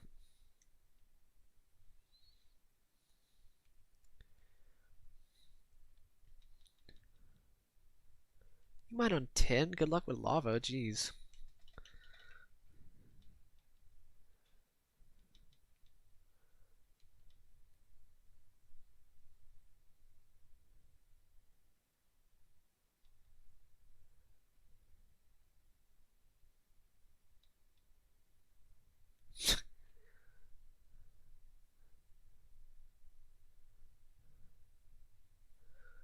So the golden pairs are pretty much like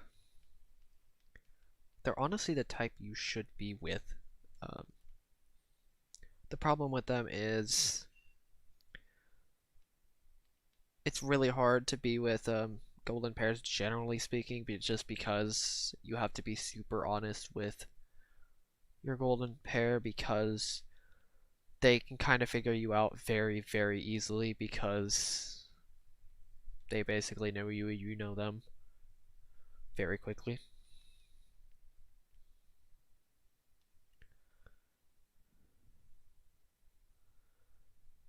I can probably go back to Truth or Lies in a minute, but that's pretty much all I have for Truth or Lies, to be honest. That's pretty much all I wanted to talk about when it comes to Truth or Lies.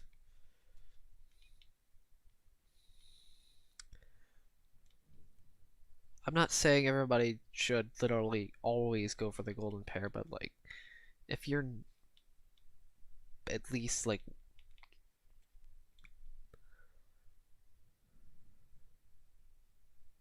thank you, Ian. Um, yeah, pretty much. If you just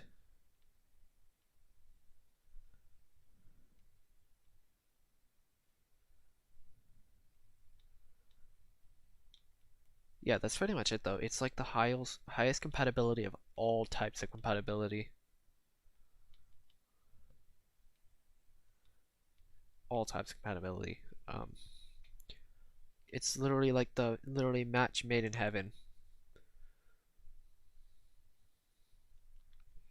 Like, you know that phrase, like, you complete me. The golden pair is literally that phrase. You get to access all the other types of cognition in perfect synchronicity.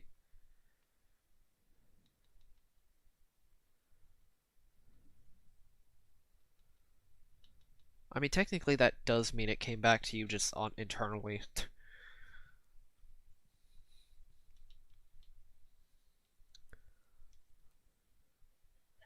But yeah, it's basically like that.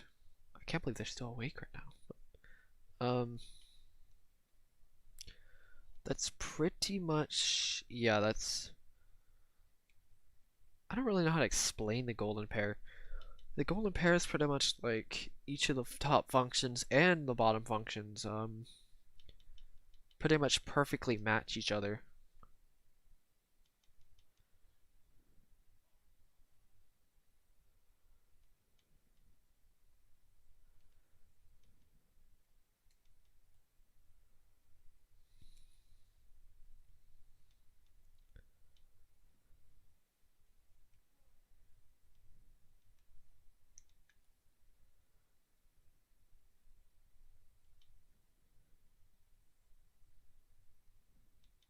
Like even a silver pair actually would be really well.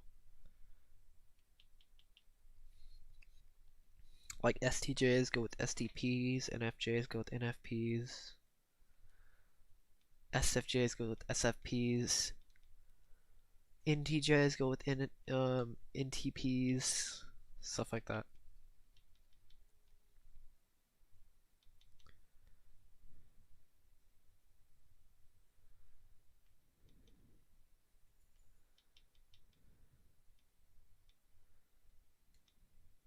You know, it's a really screwed up situation when you have to lie about something, which, I mean, honestly, you really don't have to actually lie about it.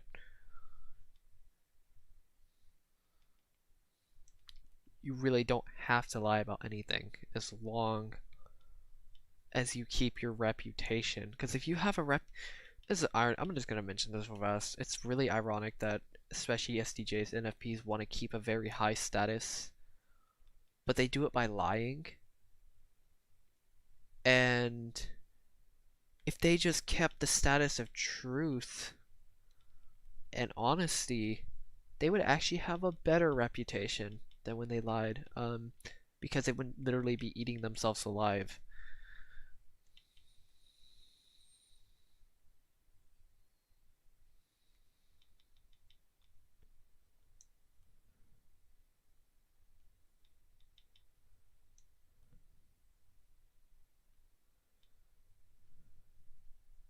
It's very ironic, actually, that they want to keep a status even though it's like they're technically lying about it.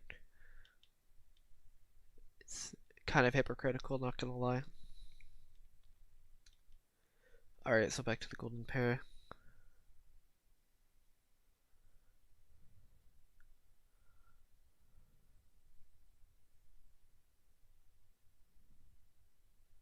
I'm really glad I have SI Demon, so if I ever told something like that, which I don't, um,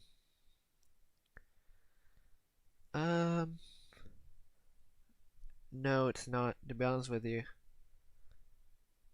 Okay, if a lie is necessary, you're really doing something wrong. I'm just saying.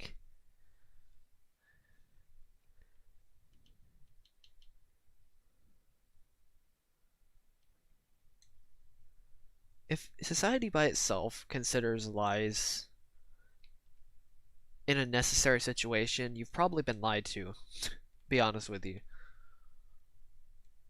Like if you've done something so wrong and it's almost necessary to lie, that is really bad. Like you might as well just like hit yourself for that, because actually society in itself should just hit itself for doing that.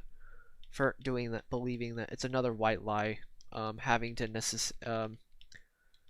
having to lie and a necessary state. If society, that's ironic. That's another white lie.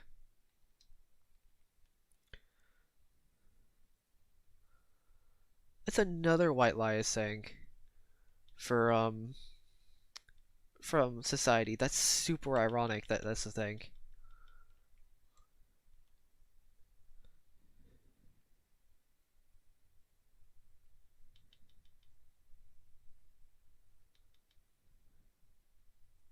I really doubt you'll actually forget it though. You have SI parent. You remember basically everything. I think SE users are the only types that can actually do something like that. No, it is not. It is not necessary. That's another white lie.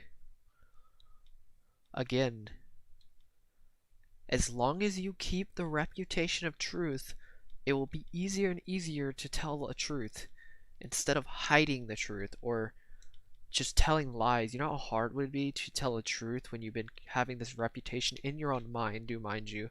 I'm not even counting the external world. Having that reputation inside of lying constantly and then trying to tell the truth, it like becomes almost impossible. It even makes it harder if you're trying to keep a reputation in your own mind of telling the truth.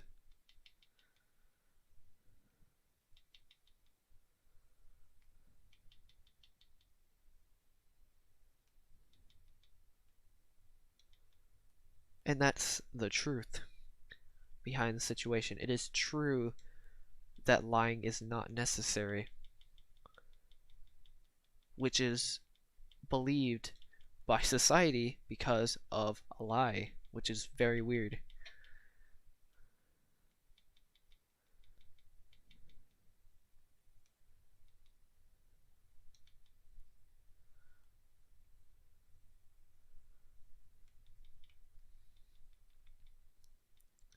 A lot of layers to this, if you can't tell.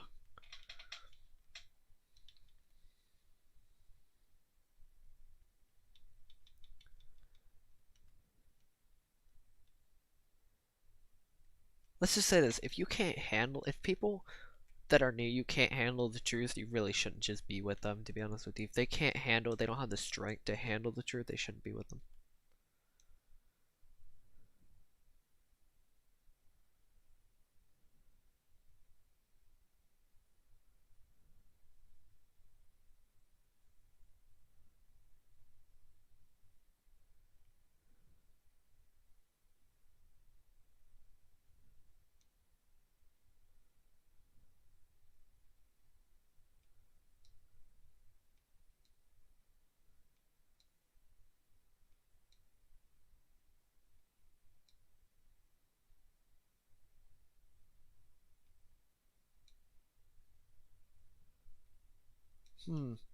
That's definitely an interesting point.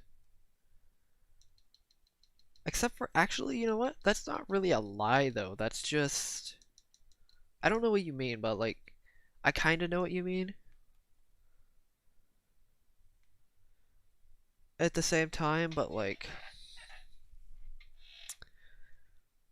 I mean, if you're a government agent who's forced to keep things top secret...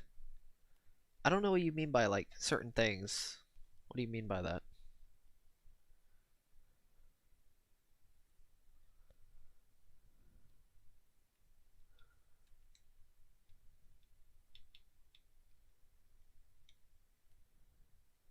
I mean, like, if you mean, like...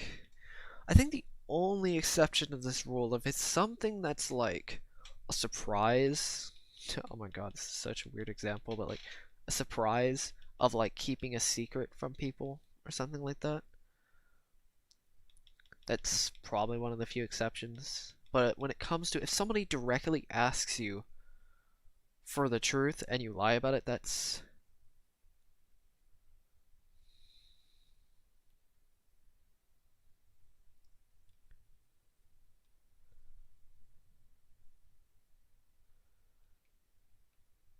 That's probably the best example I can give when it comes to lies. Or like, how about this? Lying for gain, I guess, if that makes sense. If you're lying to gain something, which in that Well, in your situation, when you're talking about top secret information, do you mean like, okay, if the government's trying to keep,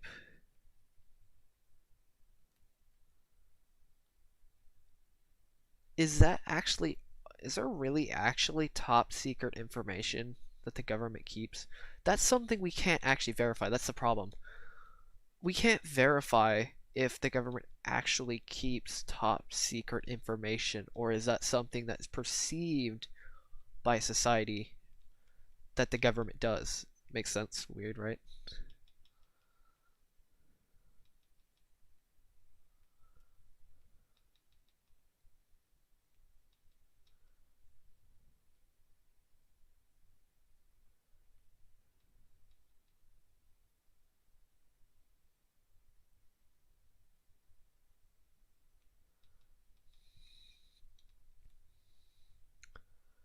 Like, how would we know if the government technically has top secret information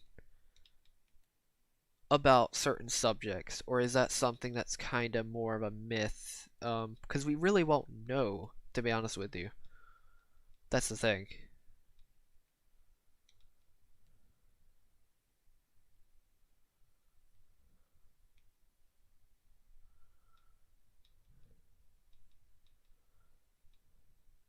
Because, like, somebody could try to provide evidence, but that could also be a lie. If there actually is evidence of top secret information about lying about, oh my god, if that makes sense.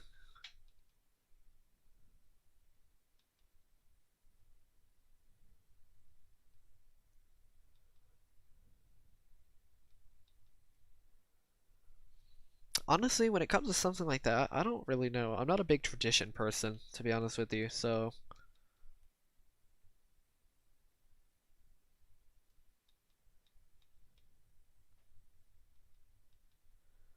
like it's really hard for me to lie, to be honest with you. I don't like false beliefs like Santa and the Easter Bunny and stuff like that, if that makes sense. Like I hate that practically almost completely indeliberate way of doing stuff like that, like lying for fun. Like I know it's just for fun, but technically, um to keep traditions, but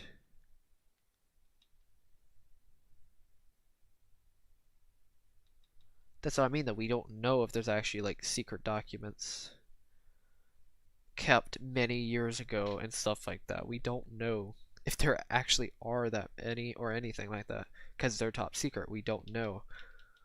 That's where beliefs come from. People try to just believe something without actually verifying, like having aliens exist. Perfect example.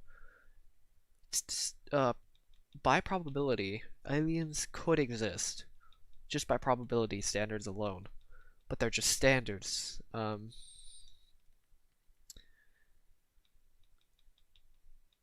We don't know. It's just a belief. What about um, Pluto being a planet years ago and not becoming one? At the time, Pluto was a planet by standards, but now it isn't because the standards have changed.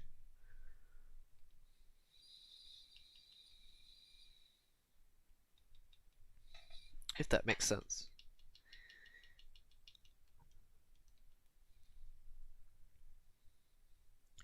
Like if you're basing a truth based off of a standard, there is a chance that truth could actually not be a truth anymore based off if the standard changes or not. If that makes sense, because it's still a belief. Like a truth being on top of a belief, which is a standard. Standards are technically beliefs by definition.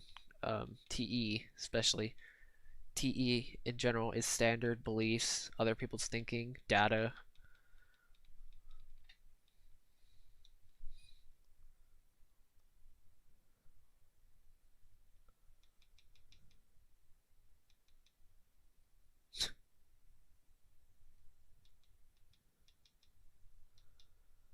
Like, we don't know. Like, that's the thing about beliefs. It's really hard for me to even like believe almost anything without any like truth behind it whatsoever.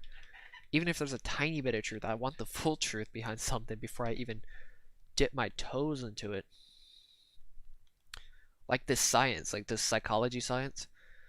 People talk about his CS Joseph's system not being valid and stuff like that. It's like, where is your actual proof of the system not being valid? You're really gonna trust a system that's puts people in even further into boxes more than his system? Or how the fact that his is 100 times more consistent than his? I've never actually seen it inconsistent. I've never seen a single inconsistency in this project. Yeah, it's a dwarf planet now, but like it was, wait, no, wasn't it a dwarf planet at one point? What was it back then? Was it still a dwarf planet or was it a planet? I don't know which one it was.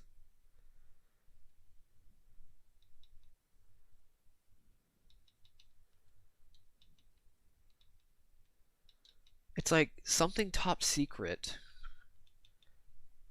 can't actually be verified because it's top secret. It's weird in its own ways, but it's like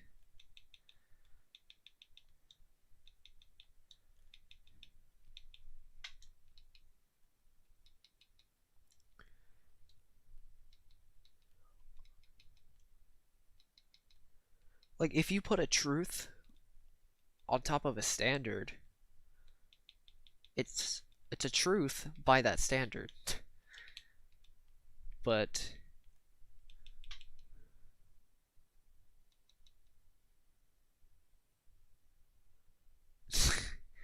I mean, your type, I'm not saying it's easy to figure out your type, but your type is definitely a type that I could see that's like pretty easy for me to point out, to be perfectly honest with you. It's not a bad thing, I was just gonna mention that. What's up, Cassie? It's really weird, but like,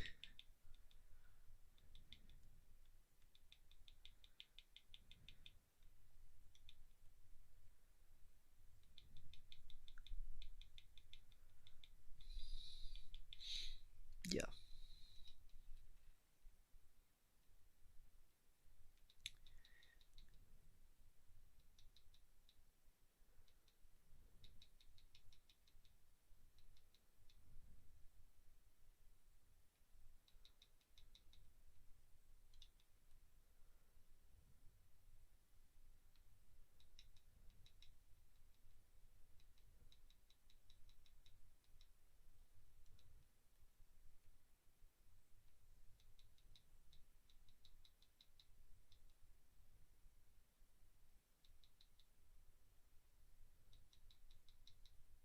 What do you mean past lives?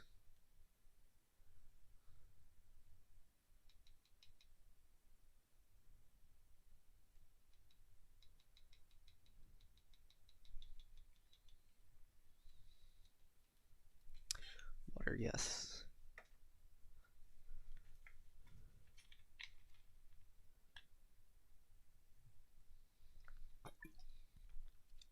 What's up, Mr. Cookie Boy? What do you mean past lives? Do you mean like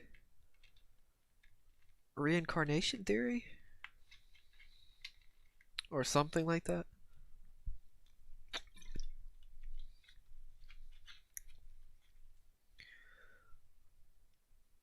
What's up, Savern?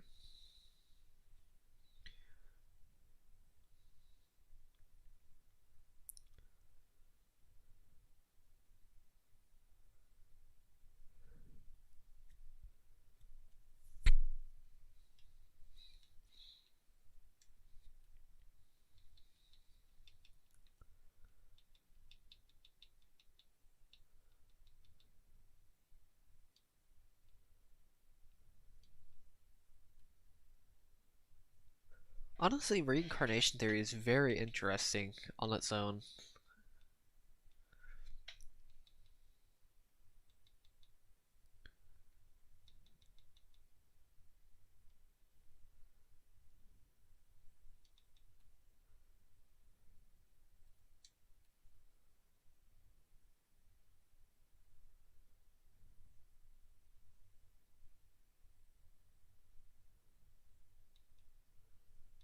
I don't actually eat ketchup that often, to be honest with you.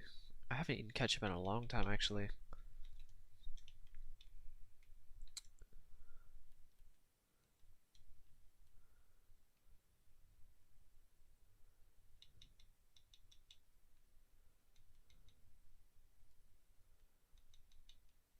The reincarnation theory is definitely interesting. That was something I thought about a while back.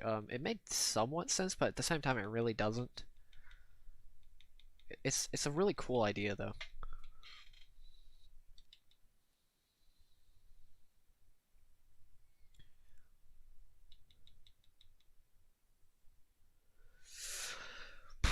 Ghosts are definitely something I've never actually looked into.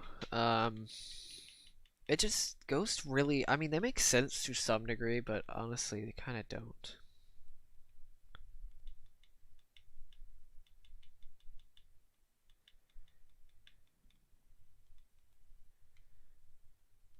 I just don't know what to really like, where or like how they even happen or.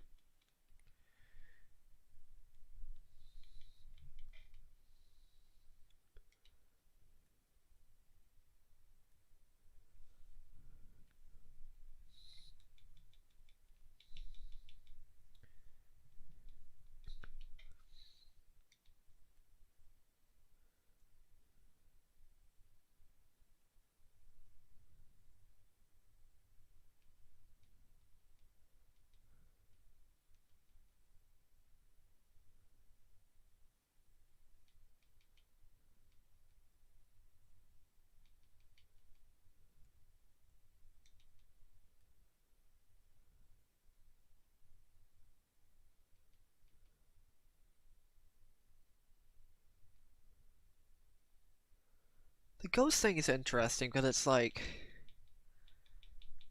it could be mind perception, but I'm not certain about it. I really think it could be a paranoia. Um, it could be based on other types actually. It could somewhat be based on typing. I'm not really sure about that one though actually. Um, I think it's kind of the perception of the brain, but I could be wrong about that one. I really don't know. It's the only thing that kind of made sense to me. Ghosts by default don't really make any sense.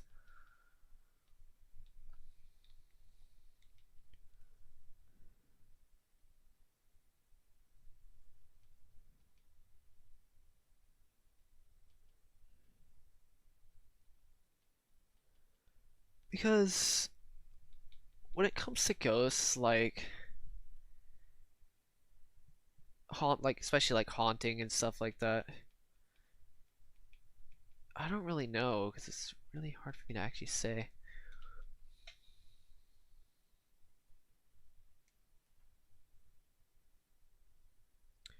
Like I'm not like I've heard some stories about like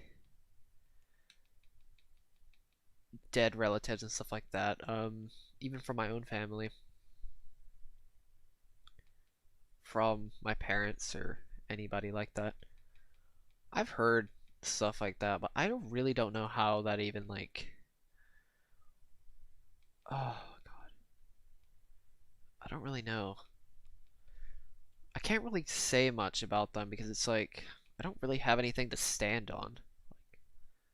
I have nothing to stand on when it comes to even making logical sense.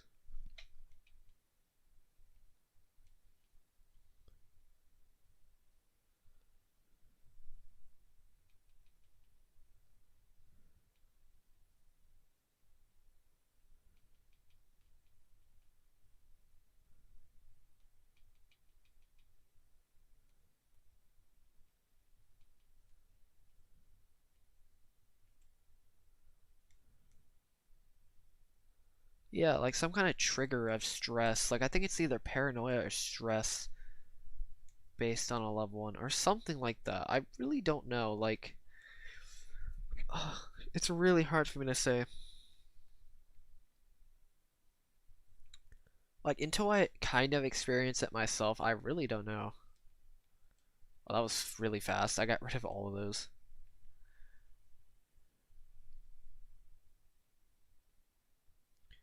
Alright, see you, Bayou Cougars.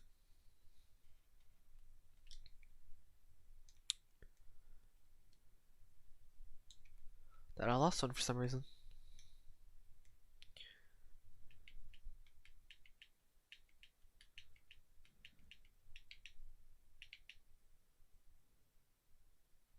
Placebo effect is definitely something that could affect people as well.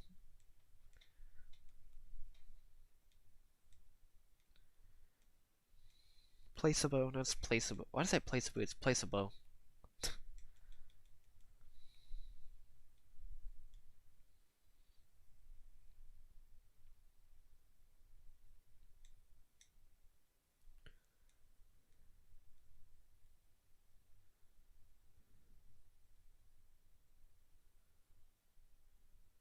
I would love to get somebody's, like, even CS Joseph's opinion on ghosts. I'm kind of curious of what his opinion would be, to be honest with you.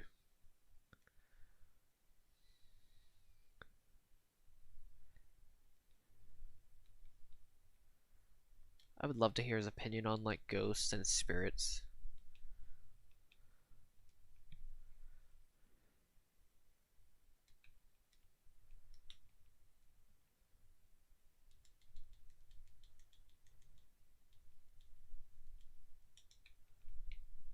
To be fair though, I don't really have opinions on many things that I can't for sure figure out how it even works, so I can't really say too much about if ghosts exist or not. That's why I don't actually have many opinions on many things, because generally opinions are attached to beliefs, to be perfectly honest with you. Which, I'm not saying it can't be truth, but like at the same time, it's like a never-ending argument, to be honest with you, which is really infuriating. Because remember, TE is FI, so it's opinions are FI mainly, because it's based off of feelings. Opinions are based off of feelings, and TE is belief. Cognitive axis.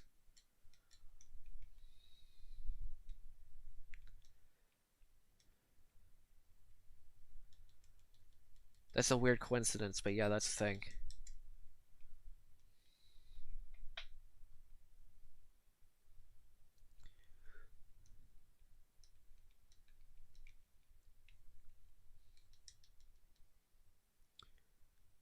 Usual time, yeah. About an hour from now, probably. Or 40 minutes from now, or something like that. I don't know.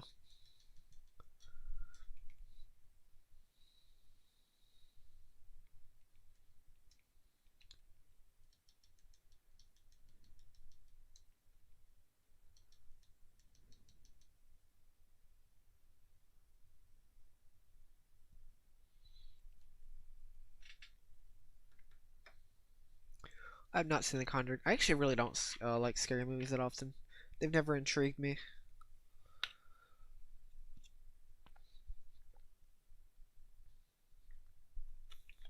whatsoever.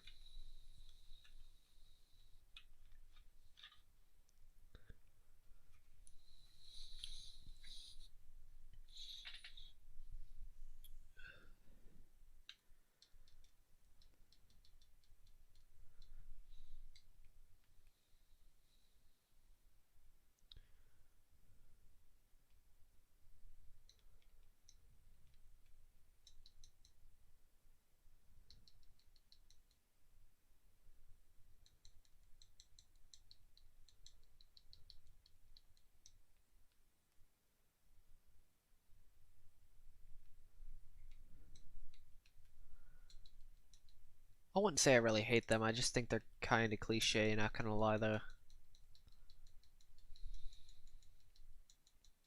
Are you kidding me?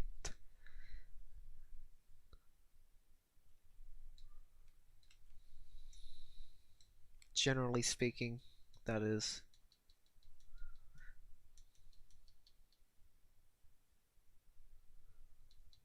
I just never liked the idea of scary movies either.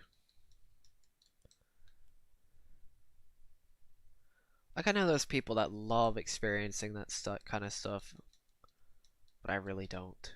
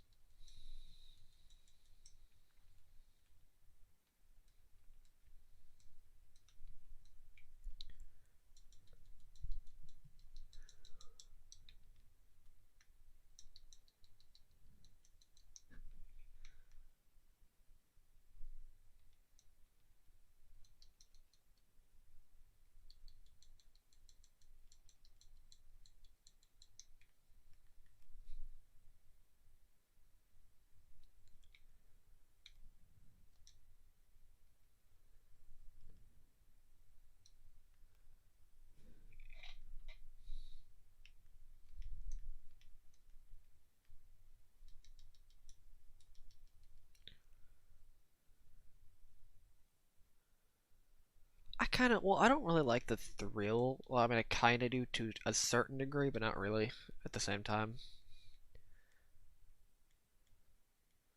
It's kind of weird though. I like fast-paced things, but I like the control over like doing things.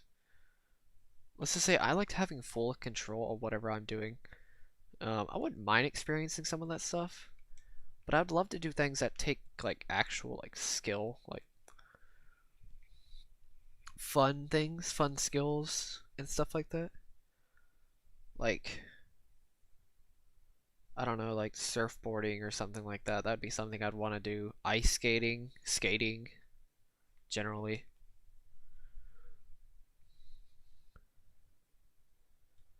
You know, that kind of stuff. Honestly, I think that also has to do with SI versus SE. I think SI users love thrilling stuff. It can be horror, not always, obviously. Love experiencing stuff like that, but I think SE users love just doing things when it comes to with their own hands or stuff like you get the idea. Like, I may play on the Discord Java server, maybe. What's up, Snowceopath? Like, I'm not saying it's all SJSI. Especially SJS SPs. SPs can kind of love that kind of stuff, but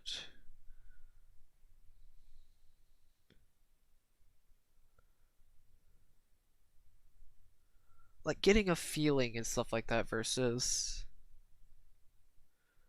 I thought about doing merch actually. To be honest. God dang it. I forgot to put like getting a rush is usually SI versus SE versus getting a rush based on what they're doing. Like doing things versus experiencing things. That's basically the difference between SI versus SE.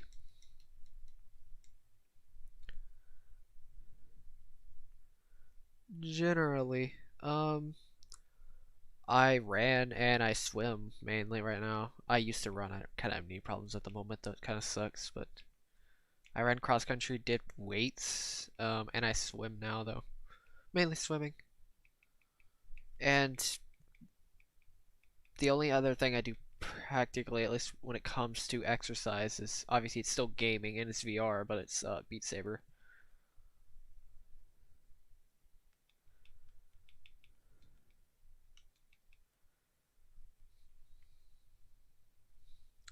Documentaries are interesting.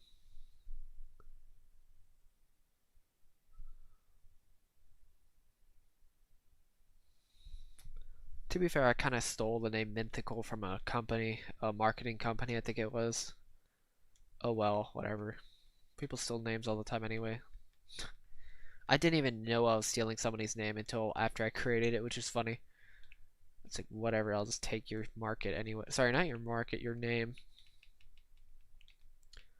Because I had no idea what I was doing, so I just picked this name.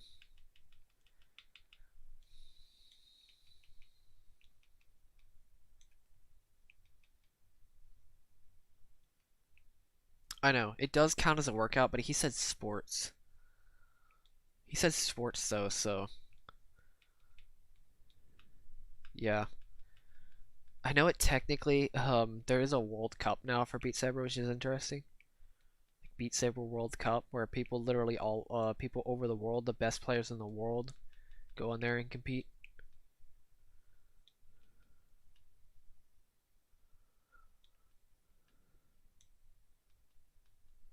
Minta mugs. Oh my god. I think gaming equipment though would probably be the best for my audience, obviously.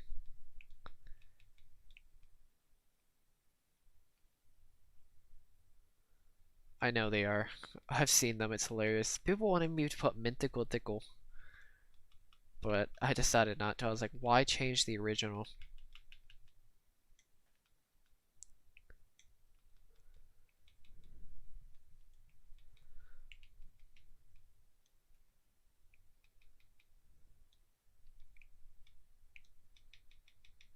I straight up stole it from a company. Like this exact name is letter by letter is from another company.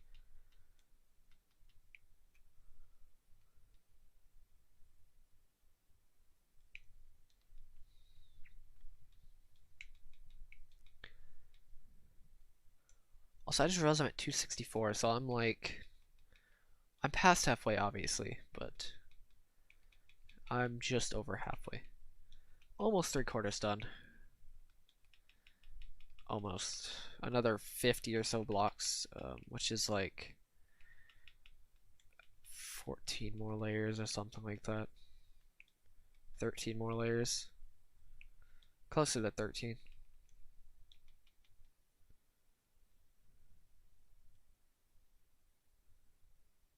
I actually do that all the time.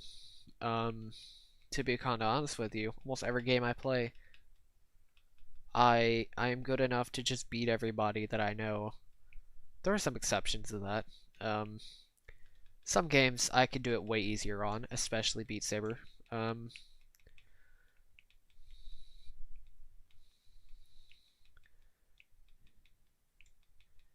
But there are certain games people do beat me on regardless. Well, I would say regardless, but I could put in more time if I wanted to and beat them. So I guess that's the thing. But generally, I'd have to say almost every game that I've played, I usually beat them on. It's every game that I play. No, it doesn't matter what game they play. It's just like if they play the same game, they might as well watch out because good luck.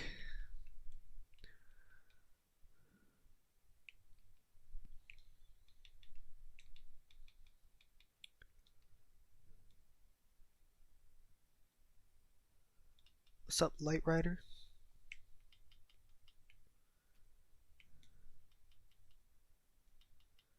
I am too. It's like really bad for me because I want to be the best. Literally the most competitive type of person you'll meet. I mean, I know ESTJs are very competitive on their own, obviously. Actually, I think most Olympic athletes are ESTJs. Actually, it's more like self-discipline, though, more than just willpower. To be perfectly honest with you. But mine is more like I want to just become so good at this, I can never show fault in my skill, I guess, if that makes sense.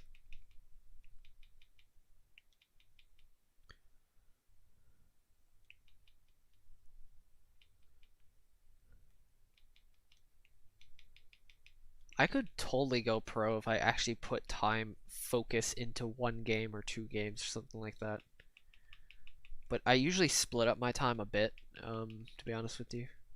Like this project kind of split up a lot of my time. Whatever.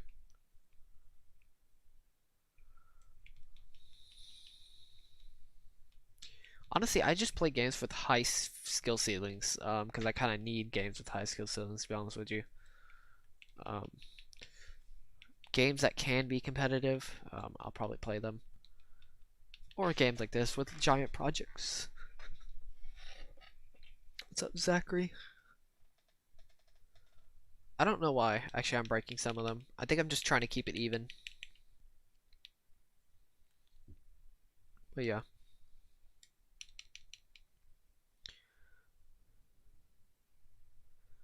I've never been much of a completionist, so.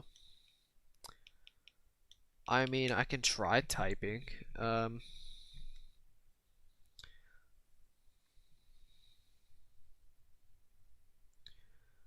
definitely have that fear as well, being average. Definitely. My fear is so bad, I really won't even play a game I don't get good at. Like, it's that bad.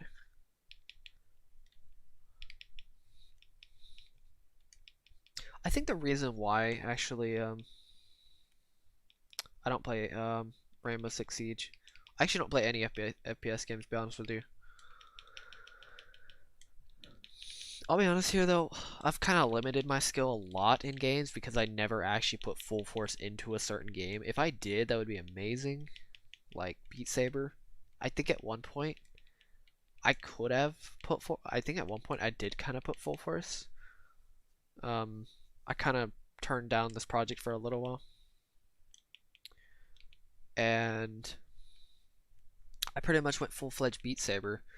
I was possibly top 50 in the world in the game, at least at the time. I know there weren't a ton of players, but still, that's still pretty insane for not being that great at the very beginning of the game. But I actually put in the time and did it, so yeah. I know I can bounce back very quickly though, so if I wanted to, I totally could. Alright, I'll go and ask. Is she initiating by chance? Does she choose her role in a conversation, or does she respond? Does she let other people choose?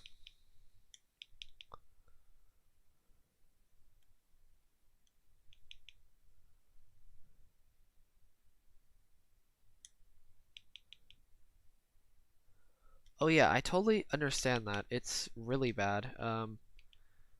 Like, performance is literally like pride to me, which is annoying. Like, it's practically impossible to accept being bad at something, honestly.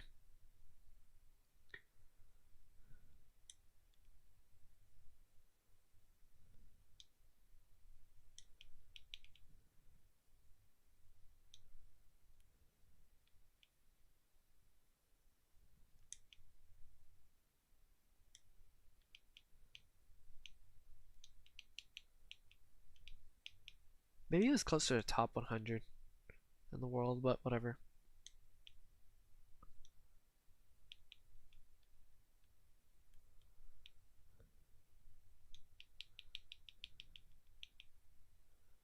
Okay, is she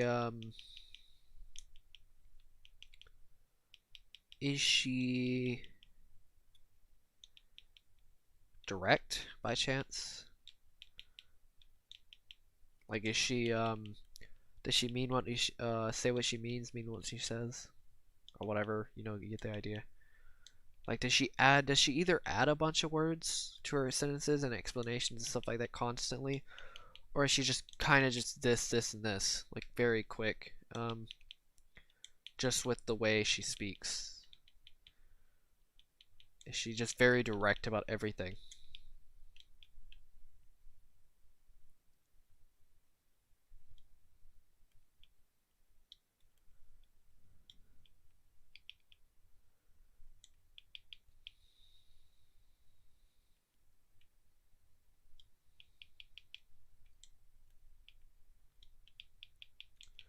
Like me in Smash, for example, when it comes to playing, I've been holding myself back from that game because I never actually specialized in a character, which for me, I can't feel like a specialist. I literally just have to become a specialist in something.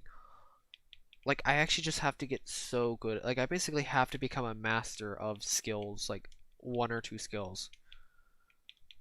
That's why I mentioned that I could technically become the best at something regardless of what it is. Like, as long as that thing has a very high skills, actually it doesn't even matter if it has a high skill ceiling.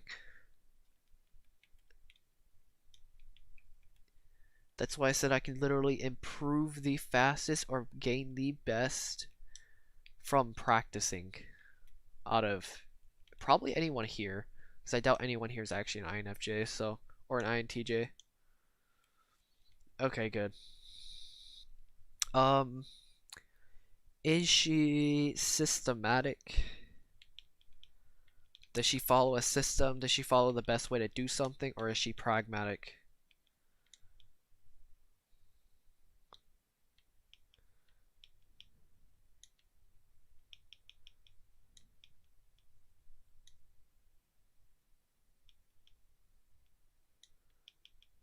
Does she just do what works, or does she do what is the best way to do something? Wait, no. Does she do what works, or does she do what's right? Sorry, wrong way. Yeah, who do you main actually? I'm kind of curious. Like, if I just pretty much put my head down and just master a character, which I'm trying Joker to be honest with you, because he's so fun. I want to see how good I can get at this character in general. I pretty much have to get so good at the character. I basically have to become a task bot and just focus on what the other person's doing. I just react to everybody. I react to everything.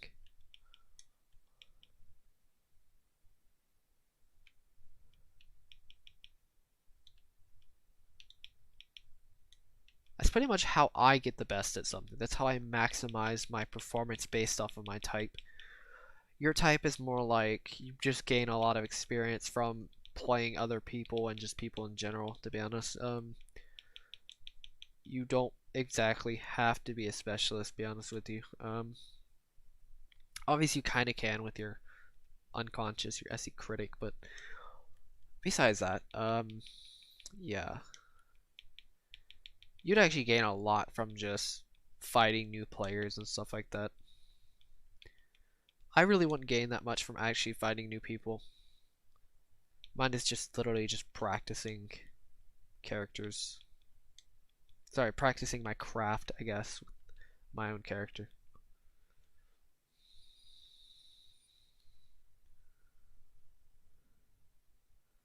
Okay. Affiliative. Is she affiliative or is she pragmatic? Does she do what work? Does she do what's actually working?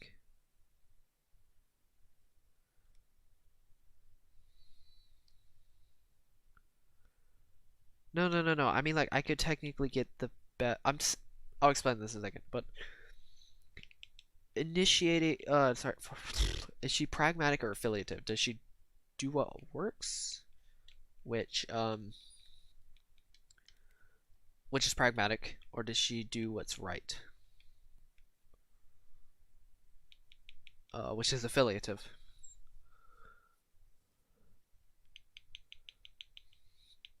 Alright, so this is what I mean. I'm not saying people can't get good at practicing. I'm just saying you can optimize your ability based on your cognition, if that makes sense. So like if you're an SE user, alright, see ya, bye guy. And this is fine. I said that's super weird. This is fine. I'm not saying that like other types can't get good at practicing. I'm saying like SE users get good at good by practicing. SI users get better by experience than practice, if that makes sense. She's an ESFP then.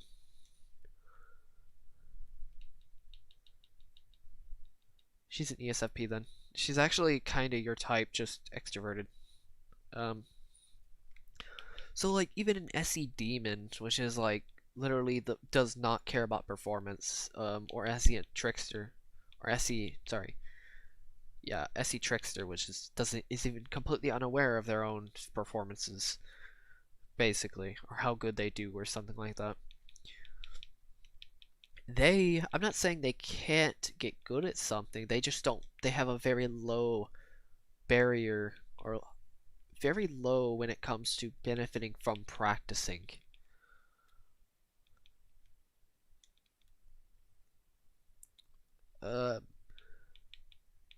What I'm saying is like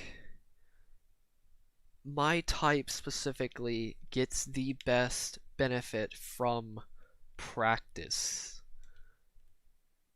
if that makes sense. Literally, I benefit the most from actually just practicing what I do.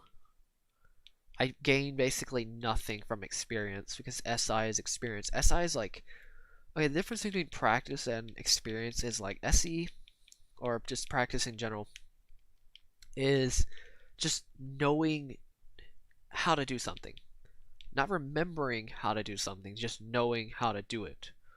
Doing it quicker, faster than other people. It's just performance, like, you know. SI, or even it's memory, experience. It's basically you're familiar with what you're doing. So like if games, let's just say if I transfer from one game to another, I have to basically completely relearn certain moves, like fighting games, for example. Like if I moved from one game to another, I basically have to almost completely relearn the layout and stuff like that. But certain types actually benefit a lot from switching from one game to another, or have a higher skill ceiling by default because it's familiar. If the game is familiar, FPS games are another example because there's so many of them. Generally speaking, obviously they have to be a little bit different for SE users to not benefit that much. But yeah, that's pretty much it. What's up, Chibi?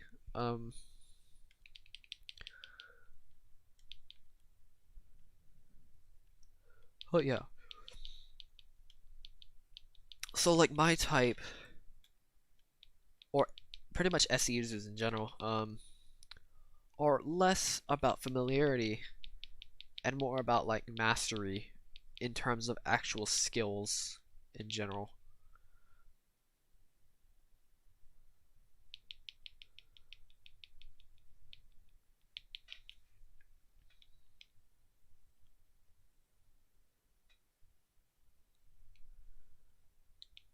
Like for me, when it comes to remembering controls, I can't remember them. I literally have to practice using certain controls,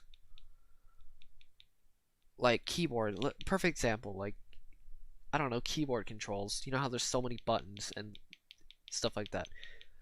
Okay, so SI users would benefit from just remembering where certain buttons are to do certain actions, right? SE users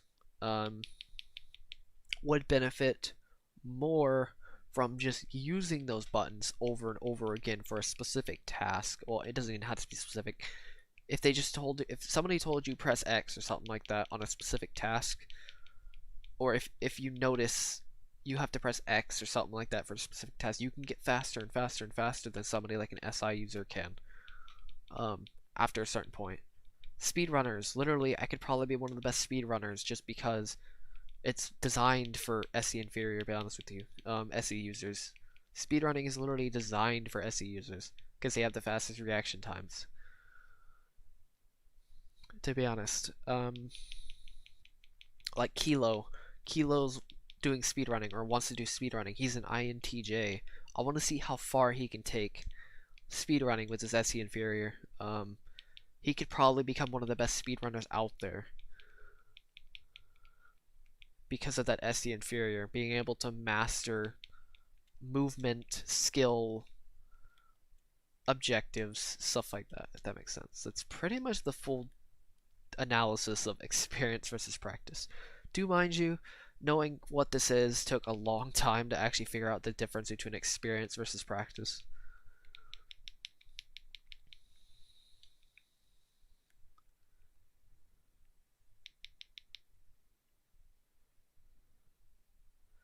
Also, I forgot to mention SE.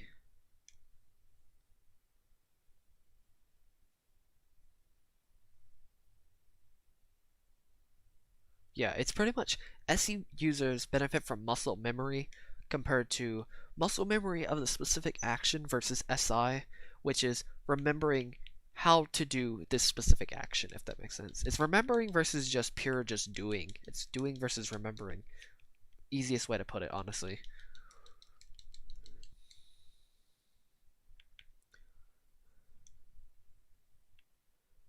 Yeah, that's the problem though. I don't think I'd be that good at Rubik's Cube because you have to remember certain sequences. I guess the only way I could get good at it is if I just literally practice that sequence over and over and over and over again until I could just intuitively just do the sequence as fast as possible, if that makes sense. Also, SE users do better watching other people. So basically SE users, especially my type specifically,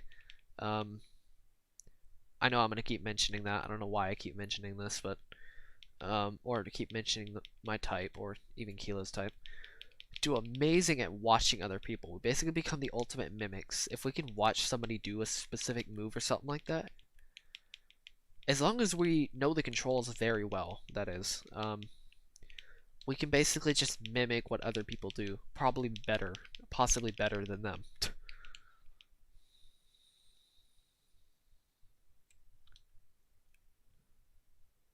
That's the thing though. Like instead of trying to remember things, like me trying to remember how to do something, I should just practice doing that one thing.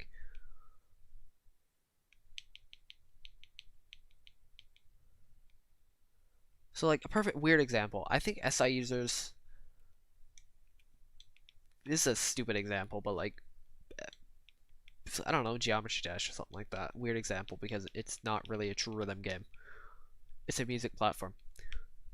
SI users, even though rhythm games technically benefit SE users most of the time, I think Geometry Dash, at least in terms of like the way each level is designed, like custom songs and stuff like that, I think the way SE users versus SI users should practice songs and levels like that, SI users can go through a level over and over again and memorize it by on the fly, especially if it's something, if it's patterns they're familiar with. I think when it comes to SE users, I think they just have to practice. This is for every level. This is every level. It doesn't matter what it is. Just practice each piece of every level, if that makes sense. Because it's not really a true rhythm game. Rhythm games are more about sequencing, practicing sequences of patterns and stuff like that.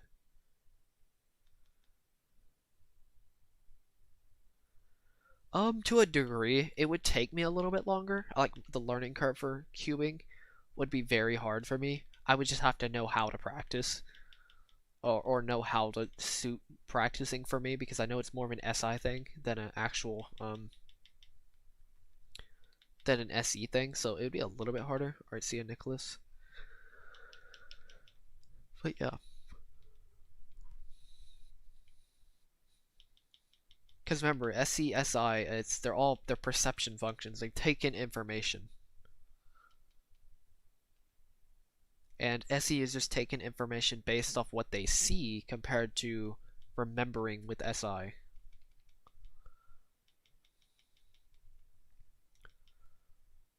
That's why by default ESTPs have the best hand-eye coordination. That's why they're into sports. That's why they're so good in sports like that, naturally speaking. Like I have an ESTP friend that's amazing at like can do some crazy things, to be honest with you. Even though I've never seen him do them before. It's like, how the heck Sup, high tier clown?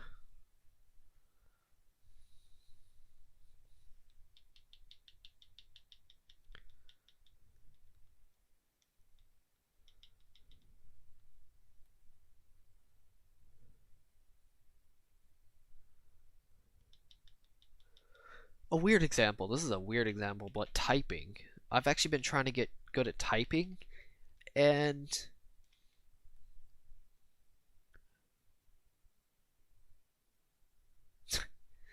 um, like example typing. Like SI users could type based off of writing papers and stuff like that. You know, experience of the keyboard and stuff like that, remembering, and then eventually store it into their muscle memory of how to do certain words and stuff like that. But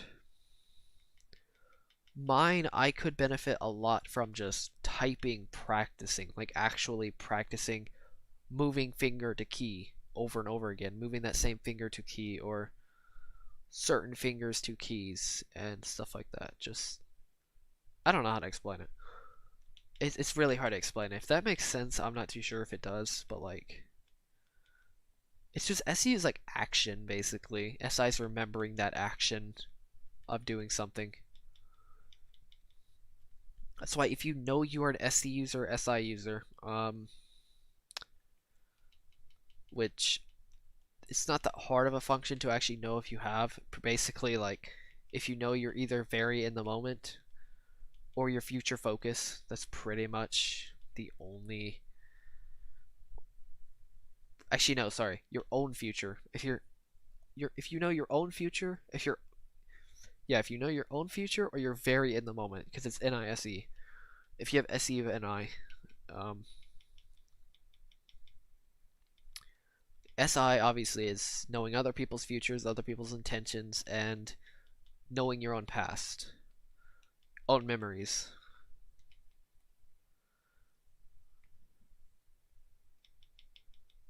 That's how you cognitively um, condition yourself to do better in certain stuff. Certain. I know, I do too. I'm trying to get to the point where I can um,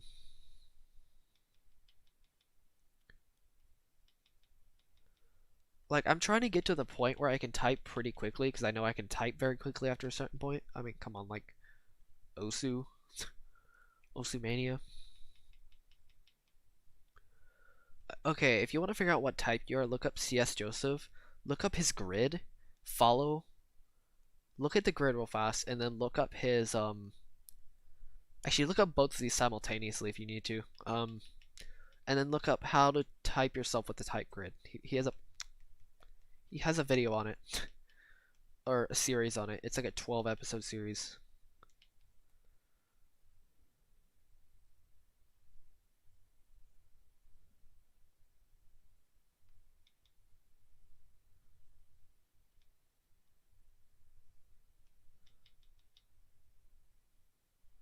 What is your question, RC?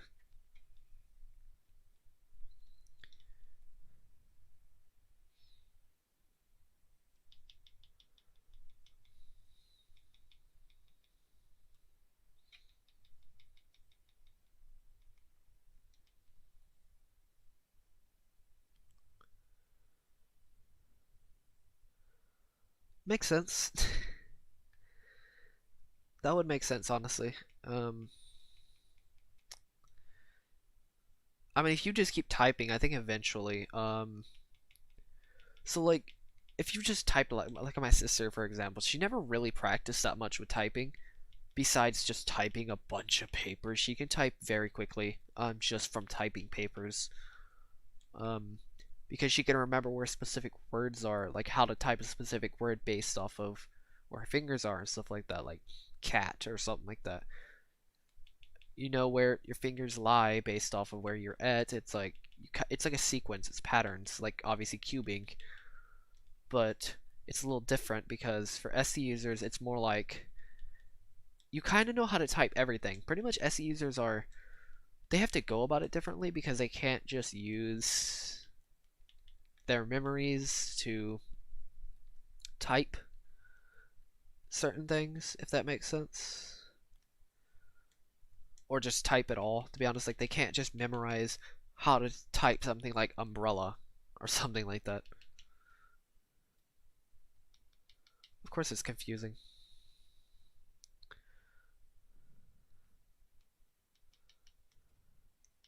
I never said it was easy to type yourself. That's just how you accurately type yourself.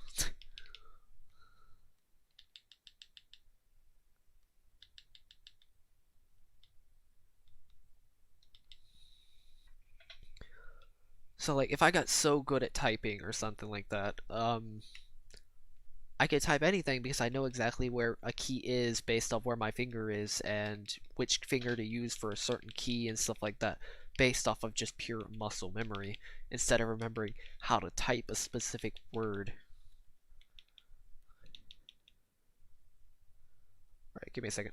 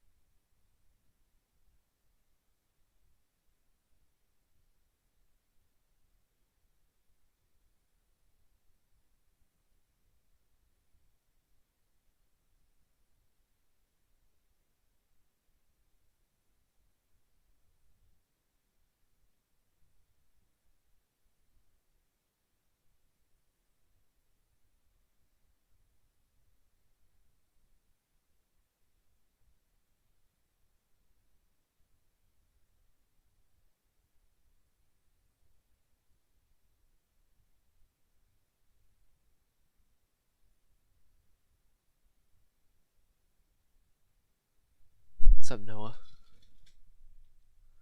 Oh yeah, it definitely takes a while to type yourself.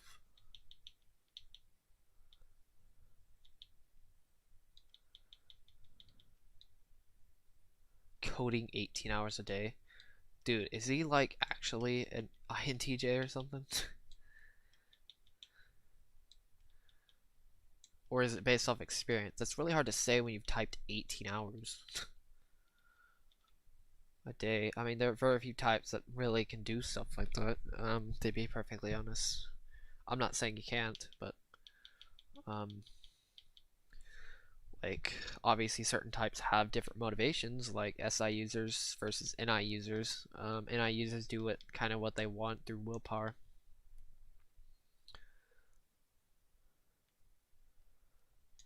SE, or SI users just use experience, or they do it based off of what they should do, based off of what they versus what they want to do. If that makes sense.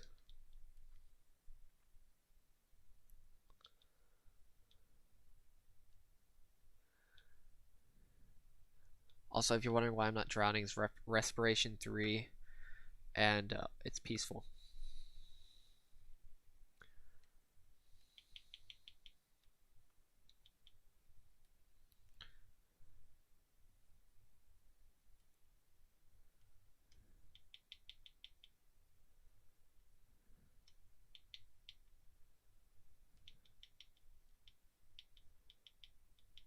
Like, if I had to learn something like cubing, I would have to just stick to one sequence and just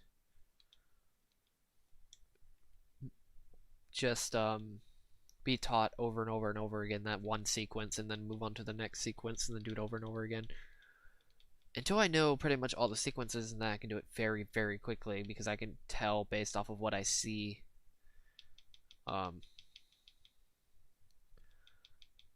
Yeah, I'm not surprised he's an INTJ just based off of that. I'm not saying INFJs probably couldn't be coders. I mean, they technically could be better coders.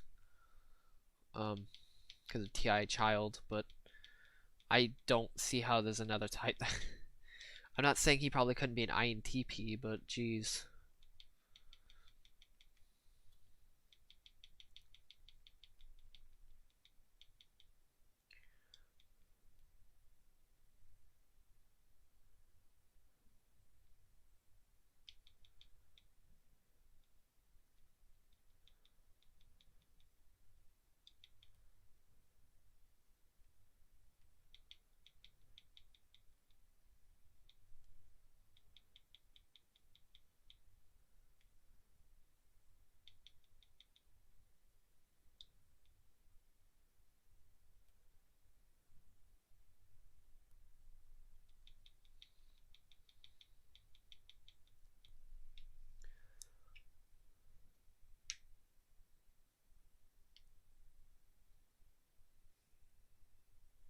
Yeah, makes sense. Makes sense, honestly. That really does sound like NI Hero, not gonna lie. Not going to college and just figuring out everything, just kind of.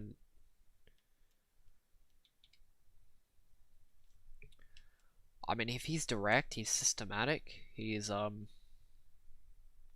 it's actually really all you need to know. It's, if he's direct and systematic, he's an INTJ, because it covers both bases of finishing types and intellectual types. And if he's future oriented, obviously his own future, that is.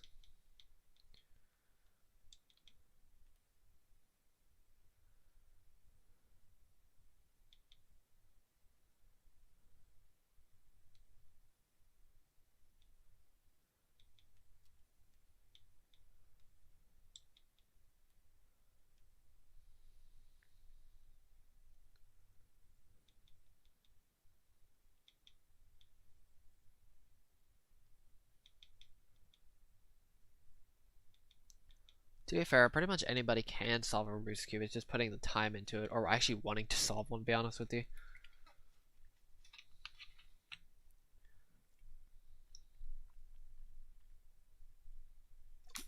I really don't know. Bases. I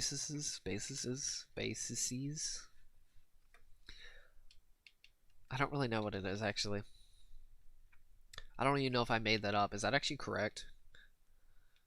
I'm not 100% certain about my grammar most of the time, to be honest with you.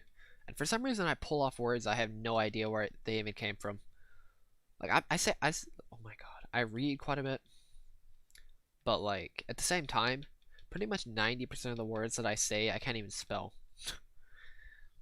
I don't even know where these words even come from. I've never even heard of some of these words, and I still somehow know them. I really do not understand.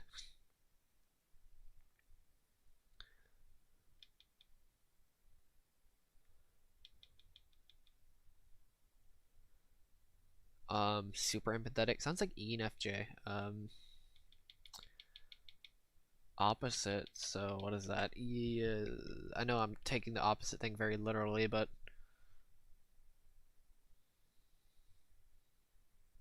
she could be a FETE ESFJ possibly. I'm not saying she is an ESFJ, but usually empathetics.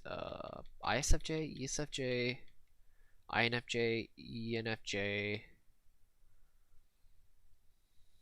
I know most. It's kind of funny. The stereotype for ESFJs is literally like probably your mother. Yep. Probably gonna actually end the stream very soon. Be honest with you, probably in like 5 or 6 minutes. The stream has been going by very quickly. Not gonna lie. Wow, the beacon's right here. Wait, how many?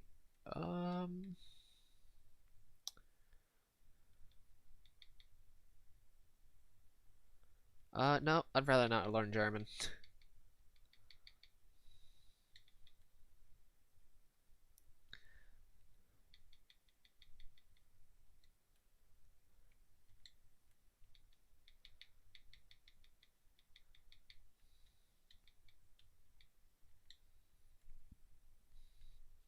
It's very ironic that just INFJs and INTJs want to master every skill. Actually, more like INTJs.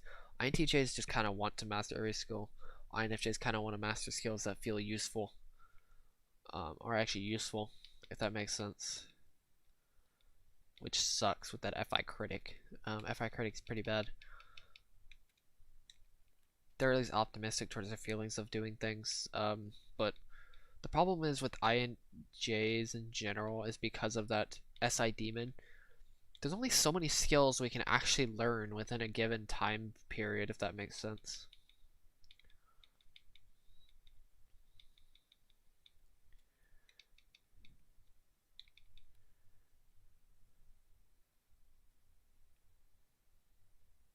I probably could learn Spanish. Yeah, I don't know.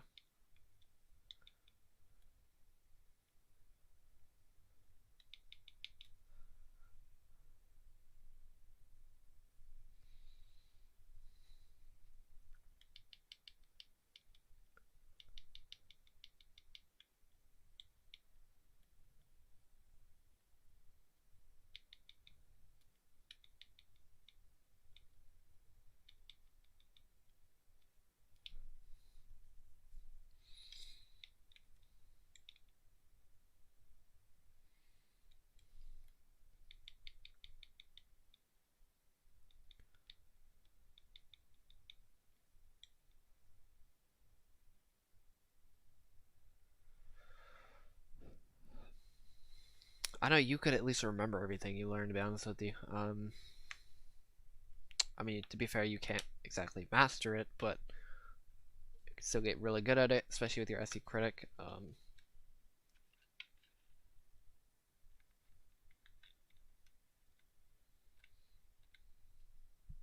Jesus.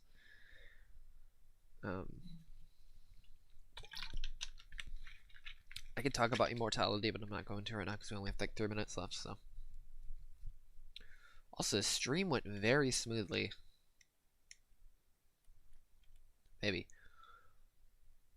Also, how many of these have I done? Have I done 50 yet? I'm kind of curious. 1, 2, 3, 4, 5, 6, 7, 8.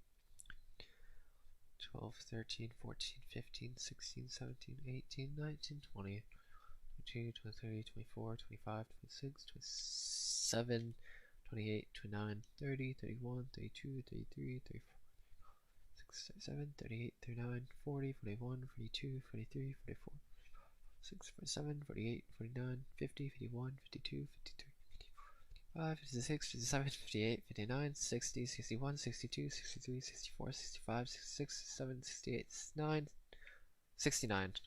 God dang. Oh yeah, I did go on a huge immortality rant. I forgot about that. I did go on a huge rant. I forgot what day I did it though. Obviously I'll forget about something like that.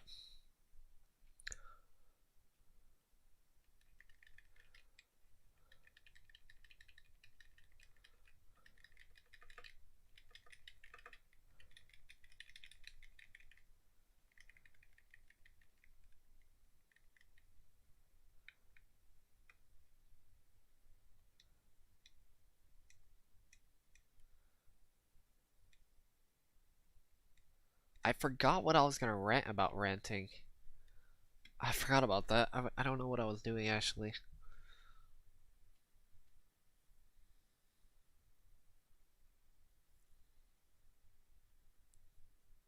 You did kind of cause the rant today, not gonna lie.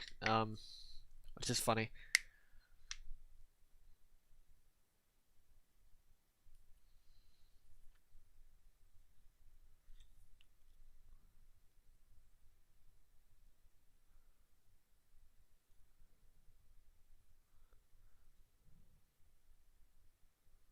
Wait, no, you caused this one and the other one, I think, actually. It's just pretty funny. Oh, wait, no, you did mention that, didn't you?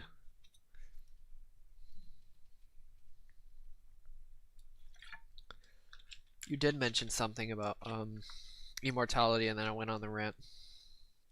If I remember correctly, I have no idea.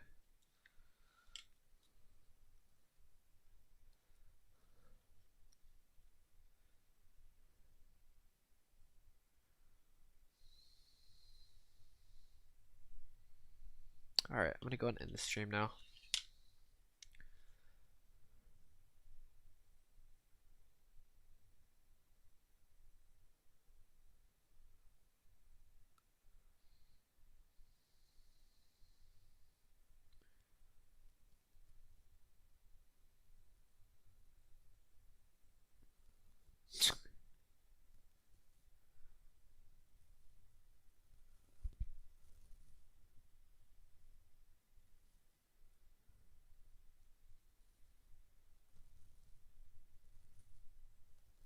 You know, you can just say mythical, right? You don't have to say my name.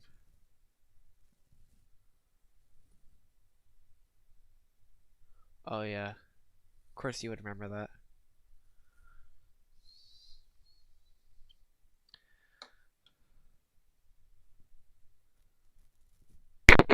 Oh, shoot.